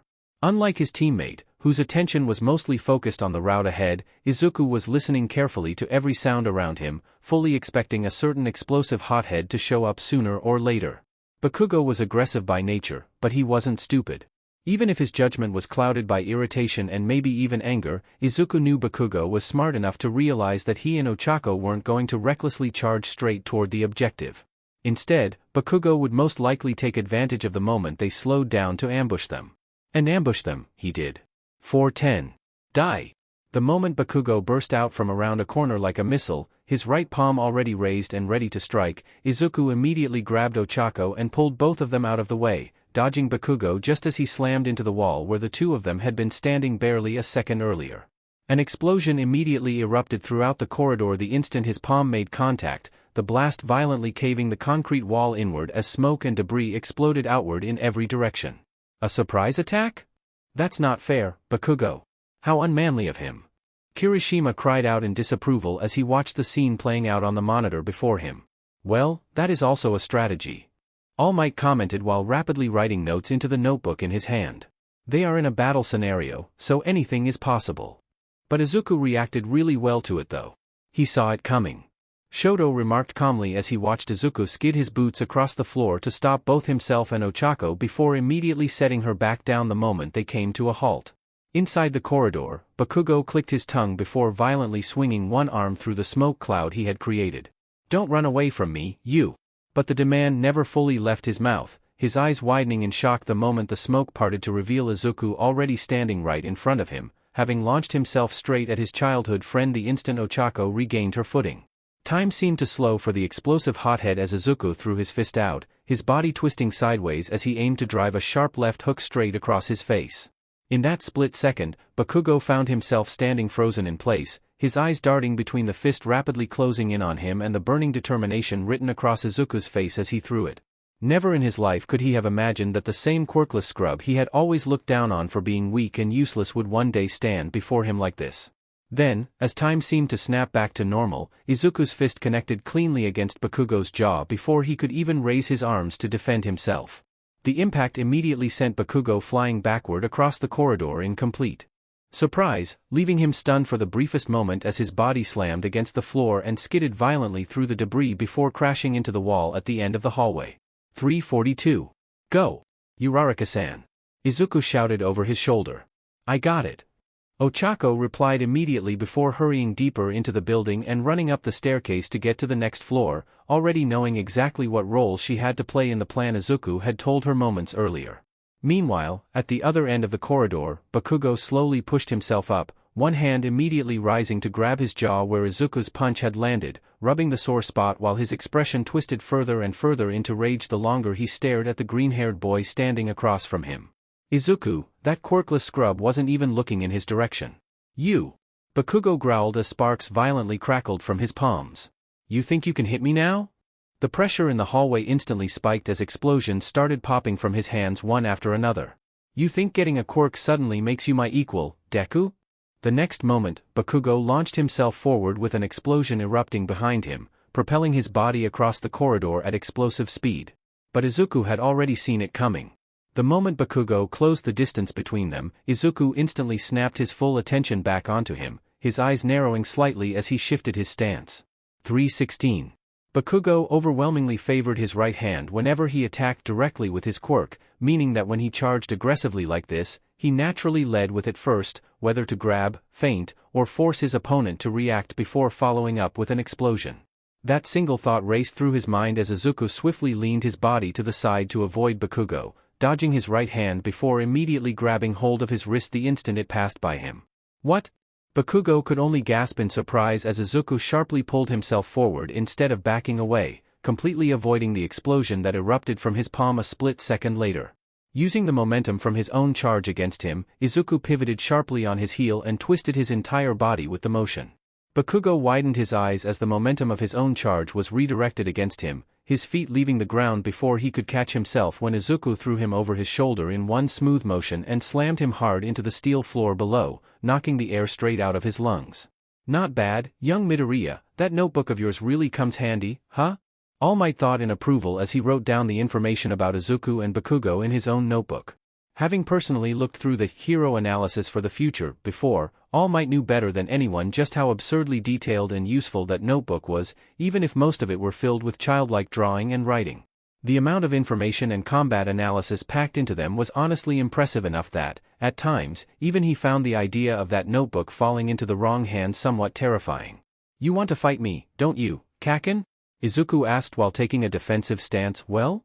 You are welcome to try now." For a brief second, the corridor fell silent, even the students of Class 1A and All Might himself was left speechless at the taunt. Then explosions violently erupted from his palms as Bakugo cried out, "I'll kill you." The furious roar echoed throughout the building as Bakugo immediately hurled himself forward again, rage practically pouring out of him after being struck twice in a row by the very person he had spent years looking down on. Sparks exploded from both of his hands as he launched one blast after another toward Izuku without restraint, the narrow corridor rapidly filling with smoke, heat, and shattered debris. But the moment Bakugo was upon him, Izuku immediately retreated down the corridor, ducking under his childhood friend as he soared through the air before dashing away before he could detonate an explosion into his back. Gritting his teeth in annoyance, Bakugo instantly planted his foot down and shot after him, chasing after Izuku as he zoomed through the corridors before advancing to the first floor. "That's it. Run, Deku!" Bakugo roared while explosions blasted from his palms one after another, propelling him through the hallways at frightening speed. "Run! You Quirkless scrub!" Izuku, however, never once allowed Bakugo to get too close to him. Every time the blonde hothead accelerated toward him using his own explosion to propel himself forward, Izuku would abruptly change direction through another corridor, leap over entire sections of staircases, or sharply pivot around blind corners just before another explosion tore through the space he had occupied moments earlier.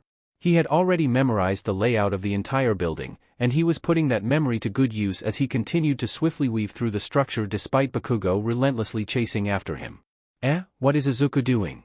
Kirishima couldn't help but ask as he watched the cat and mouse chase on the screen with everyone. He could have fought Bakugo and maybe defeated him already, but why is he only running away now? To be fair, I don't blame Izuku. Kamimari chuckled nervously as he eyed Bakugo. "I know he's playing the role of a villain for this training exercise, but that guy doesn't look like a hero at all. I mean, Izuku's avoiding him pretty well." Tsuyu pointed out. At the front of the room, Todoroki's eyes suddenly narrowed slightly before his gaze shifted toward another monitor displaying Ida standing guard beside the mock nuclear weapon, and Ochako quietly sneaking around the corner as she waited for her chance to act. It was only then when he saw Ida noticing something and starting to try contacting Bakugo through there. Calm that his visible eye, with the left half of his body being concealed in a layer of ice that was his hero costume, widened in realization. "The floor," he murmured. His teammate, Shoji, made a sound of confusion as he and many classmates turned to Shoto. Midoriya led Bakugo to the 5th floor. Todoroki stated calmly, though there was faint surprise in his voice now as he looked back toward the monitor showing the chase. "They're directly beneath Ida." For a brief moment, the entire monitoring room went quiet as several students immediately looked between him and the screens, their eyes widening in surprise as they finally began piecing together exactly what Izuku had been planning from the very beginning. 2:45. Bakugo, who had been relentlessly chasing Izuku the entire time, was breathing noticeably harder now from constantly using his explosions to propel himself through the building, while Izuku himself looked almost completely fine by comparison. Although he had spent the entire exchange retreating, he had yet to break a single sweat, having dictated the pace of the chase from the very beginning. "Lemme guess, I'm standing directly underneath Ida-kun and the nuclear bomb, aren't I, Kaken?" Izuku asked, making Bakugo grit his teeth, his face bearing a surprised expression as he was left speechless after realizing where Izuku had led him this whole time. No? Maybe if I walk back a few steps like this. Shut your trap, Deku. An explosion blasted from his palm as Bakugo launched himself forward again, but this time Izuku did not immediately retreat. Instead, he just took a few steps to the side, just enough to avoid the attack as Bakugo was forced to abruptly stop himself. Bakugo's method of fast movement relied entirely on the propelling force generated by his explosions, meaning that once he launched himself forward, his momentum would carry him in a mostly straight line until he detonated another explosion to forcibly change direction. Izuku had already figured that much out during the quirk assessment test yesterday after observing the way Bakugo tore through the running track with explosive bursts using his quirk. You quirkless scrub. Bakugo growled while smoke drifted from his palms. You've been planning this from the start? Of course I was. Izuku replied. You always charge headfirst forward whenever something provokes you, Kaken. Once you had your sight locked onto me, there was no way you were going to stop chasing. I just need to lure you exactly where I want you. But I guess we can end our chase here. With that said, Izuku suddenly surged toward Bakugo, shocking him with his speed as green bioelectricity crackled around him. Bakugo instinctively raised his right hand to fire another explosion, but Izuku was already upon him before he could fully react. One hand immediately snapped forward to shove Bakugo's arm off course just as the explosion detonated harmlessly toward the side of the corridor, leaving Izuku free to drive his other fist straight into his stomach hard enough to violently force the air out of his lungs as he was lifted off the floor. GHK-. Before Bakugo could even recover, Izuku had already thrown his other fist out, slamming it across Bakugo's face with enough force to snap his head to the side. This time, Bakugo tried retaliating immediately, explosions erupting wildly from both palms as he swung toward Izuku, but every single attack was intercepted before it could properly connect. With swift footwork, Izuku constantly stayed just outside the center of each blast while pummeling him with a series of punches and kicks with just one hand constantly deflecting Bakugo's arms away to slip around his attacks with movements that looked almost effortless compared to the increasingly frustrated aggression Bakugo was displaying. What the hell is this? Ashido exclaimed while staring at the monitor. Bakugo can't even hit him. BSTRD.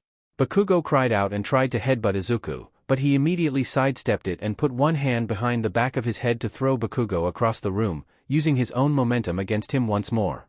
The moment that Bakugo was able to regain his footing and turn around, his face was instantly met with a direct kick from Izuku, sending him flying across the room before crashing shoulder first into the wall hard enough to bend it inward.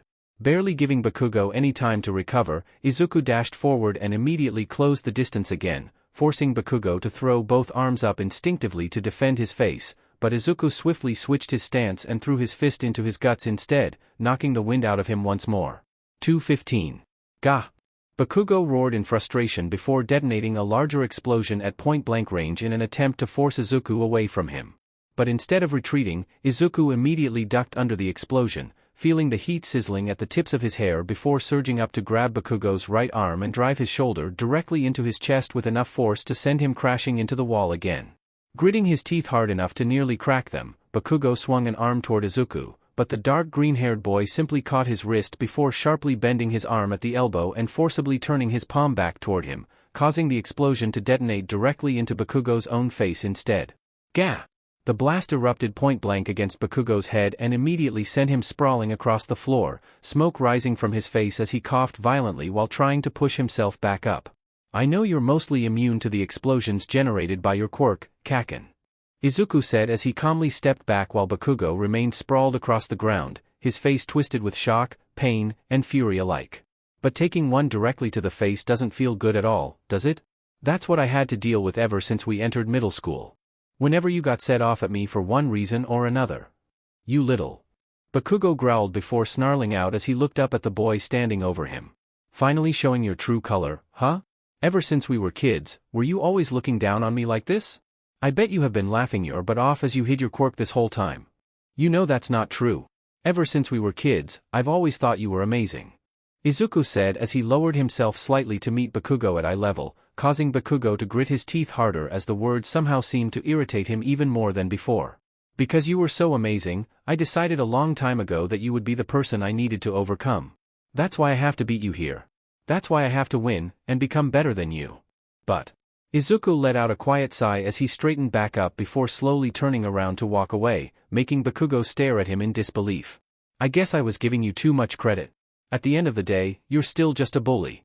Feel free to use your gift to inflate that overblown ego of yours as much as you want. I'll use mine to become the kind of hero who will save everyone. For a brief second, Bakugo froze completely. Then the veins across his forehead bulged violently as he saw red, fury practically consuming his vision while he snarled through ragged breaths, as though his own rage had become too much for him to handle. His eyes shook uncontrollably as he stared at Izuku's back, disbelief, humiliation, and hatred twisting together so violently inside him that he could barely think straight. The very idea that Izuku would dare look down on him, pity him, and then turn his back on him like he no longer mattered was something Bakugo simply could not accept. 130. Don't you dare walk away from me, Deku! An explosion erupted behind him hard enough to blow up the floor as Bakugo violently launched himself forward, his arm stretched outward while another blast, the largest one yet, rapidly built inside his palm after he had pulled the safety pin in his own gauntlet. The attack was reckless, furious, and completely fueled by rage as he attempted to blow Izuku away while his back was turned. Sensei, this is... Young Bakugo. Stop. Uraraka-san. Now is our chance. Before All Might could finish shouting the command to stop the fight, Izuku had already shouted to Ochako into his earpiece while simultaneously taking a single step backward to snap an upward kick behind him. Rather than aiming for Bakugo himself, however, his heel struck directly against one of his grenade-like gauntlets, forcibly jerking his arm upward just as the explosion detonated, sending the full force of the blast toward the ceiling instead. A deafening explosion thundered throughout the building as the ceiling above them violently burst apart, concrete and metal exploding upward before chunks of debris were hurled in every direction. The shockwave rippled through the structure hard enough to make the entire building tremble violently from top to bottom. Now's my chance! Ochako cried out. Up on the 6th floor, Ida had just noticed her leaving her cover and rushing toward the mock nuclear weapon, wasting no time activating his quirk to intercept her. But before he could fully launch himself forward, the floor beneath him suddenly shook violently from the explosion below, catching him completely off guard and causing Ida to lose his balance, forcing him to halt himself instead of charging at full speed toward Ochako, who immediately leaped into the air before activating her quirk to make herself float. Instantly, Ochako was overwhelmed with a wave of nausea from using her quirk to float herself, but fortunately, she didn't need to move as the momentum from the leap kept her drifting toward the mock weapon. Ida-kun will most likely stay behind to guard the bomb, so while Kaken focuses on chasing me, you'll only need to worry about Ida-kun. If they really hid the bomb on the 6th floor, then I'm going to draw Kaken into a fight directly underneath Ida-kun on the 5th floor. Izuku's voice echoed through Ochako's mind as she recalled the conversation they had shared before the match began. Kaken's explosions should be strong enough to blast a hole through the ceiling if he puts enough power into them. If I can bait him into attacking me somewhere near Ida-kun's position, then the explosion and the shaking floor should surprise him for a second. You, on the other hand, can use your quirk to float and keep yourself off the floor. I know you will get sick but, just, throw yourself at the bomb. The momentum should take you to it naturally. I'm sure I can handle it for a moment, but what if Ida-kun recovers too quickly? Ochako had asked nervously back then while clutching the blueprint in her hands. He's really fast. At that, Izuku had looked toward the building ahead before smiling reassuringly at her. The memory flashed through her mind just as Ochako turned to the side and saw Ida charging toward her at full speed, closing the distance in less than a second with his hand already reaching out to grab her. Because she was floating in the air, there was no way she could have avoided him. Then I'll be there for you, Uraraka-san. 110. But she didn't need to, because before Ida could do just that, a familiar figure suddenly dashed in to position himself between the two of them. Izuku, who had punched Bakugo in the face to knock him away before launching himself up through the hole created by the explosion onto the 6th floor, sprinted directly into Ida's path with a determined look crossing his face while matching his burst of speed with one of his own as green bioelectricity crackled wildly across his body. What? Ida's eyes widened behind his visor. You're fast, Ida-kun. But I'm fast too, Izuku declared with a grin before immediately grabbing hold of Ida's wrist the moment he entered his range. Using his own momentum against him, Izuku sharply twisted his body and threw Ida straight down onto the floor with a simple yet effective wrestling takedown, preventing him from reaching Ochako and allowing her to continue drifting toward the mock nuclear weapon uninterrupted. So, our plan has 3 phases, Uraraka-san. First, I need to make sure Kaken focuses completely on chasing me, then lure him somewhere directly beneath where Ida-kun is guarding the nuclear bomb. Second, you'll need to reveal yourself to distract Izuku at the right moment, because he'll probably hear the fight happening underneath him and be ready. I'll give you the signal, and between that split-second distraction and then the explosion caused by Kaken directly underneath him, Izuku should lose his footing for just long enough for you to get to the bomb, and for me to get there and keep him from reaching you just in case. Our window will be really small, so we need to be quick. Of course, this whole plan will fall apart if Izuku and Kaken decide to work together even midway. It's extremely risky and not to mention a complete waste of time for me to try and see if I can take them both on at the same time, hence why we need to keep them separate just in case. However, knowing Kaken, there's no way he'd pass up the chance to come after me personally. He must be boiling for it, and honestly, I'm pretty confident he'll completely ignore teamwork the moment he sees me. I'll be counting on it, actually. DMN it, Deku. Stop are you? Release. Just as a recovered Bakugo launched himself through the hole in an attempt to catch up to Izuku, Ochako finally reached the mock nuclear weapon and pressed her fingertips together, deactivating her quirk to drop back down before grabbing hold of it tightly. The moment her hands made contact with the bomb, a loud buzzer immediately echoed throughout the entire building, stunning Bakugo as he froze mid-motion with disbelief written all over his face after realizing what just happened. 054. Quest completed. Bomb secured. Ochako announced, just as the booming voice of All Might himself thundered through the speakers. Hero team wins. As much of Class 1A cheered behind him at the announcement, Ochako let out a relieved gasp while sliding down the mock weapon, barely managing to stop herself from throwing up due to the lingering nausea. Nearby, Izuku wasted no time to get off Ida the moment the match officially ended before offering him a hand to help him back onto his feet, which Ida accepted after removing his helmet with a smile of his own, having already accepted his defeat gracefully. Meanwhile, Bakugo remained standing near the massive hole torn through the floor, a stunned expression etching across his face as he stood completely frozen in place while the reality of his defeat slowly began to settle in. He had lost, and not just to anyone, but Midoriya Izuku. That quirkless scrub, he was playing me from the start. Bakugo thought as he looked down at his trembling hand, having finally realized the full scope of Izuku's plan from start to finish. That means, while I fought him with all my strength, every word Izuku had said to him replayed violently through his head one after another, from calling him amazing to outright dismissing him as nothing more than a bully before turning his back on him. The worst part was that Bakugo could no longer tell which part angered him more, the fact that Izuku had beaten him around without even once using whatever quirk that he had, or the fact that Izuku had done it while completely controlling the entire fight from start to finish. Young Bakugo. His eyes widened, and it was only then that Bakugo realized he had been shaking, sweat pouring profusely down his face before a large, firm hand suddenly came down to rest against his shoulder. Standing behind him was none other than All Might himself, having already arrived at the building the moment that his declaration went through. Let's head back so we can review the match together. All Might spoke in a much softer voice than usual. Whether you win or lose, looking back at those experiences is what matters. Bakugo remained silent for several long seconds, his jaw clenching tightly as he stared down at the floor before finally forcing himself to calm down enough to move. Without saying a single word, he followed All Might and began walking toward the stairs with the rest, all the while his fist still trembled slightly at his sides. Later. And thus, the result of the first match. All Might announced as he gestured toward the large screen at the front of the monitoring room, where the final moment of Ochako securing the mock nuclear weapon was frozen on display. Team A successfully secured the objective and achieved victory. He declared proudly, causing several students to clap while Ochako shrank slightly in embarrassment beside Izuku, who earned a pat from the shoulder from Ida. Bakugo, however, stood in the distance with a look of disinterest etching across his face, clearly still finding it hard to believe that he had lost. Excellent work from both young Midoriya and young Uraraka. However, All Might suddenly declared while raising a finger into the air. The best individual performance this round actually belongs to young Ida. That immediately caused several students to blink in surprise, with no one more so than Ida himself. Huh? Kaminari tilted his head. But sensei, his team lost. Correct. All Might nodded proudly. So then, can anyone explain to me why? Yes, All Might sensei. Yaoyorozu raised her hand. While Team A ultimately achieved victory, Ida-san was actually the one who fulfilled his assigned role the most properly throughout the entire exercise, not to mention that he also adapted very well in a moment of surprise. Bakugo-san abandoned the objective completely from the start to pursue Midoriya-san based on a personal grudge, which left the nuclear bomb defended by only one person.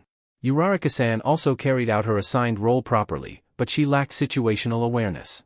Ida-san would have intercepted her if Midoriya-san hadn't intervened at the last moment. As for Midoriya-san, Yaoyorozu continued while glancing toward Izuku. Although his strategy was extremely effective and he executed it almost perfectly, the method itself was incredibly reckless. He intentionally baited Bakugo-san into detonating a massive explosion directly beneath the target area.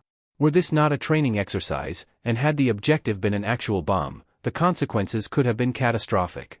Yeah, that part actually slipped my mind, Izuku chuckled while scratching his cheek awkwardly.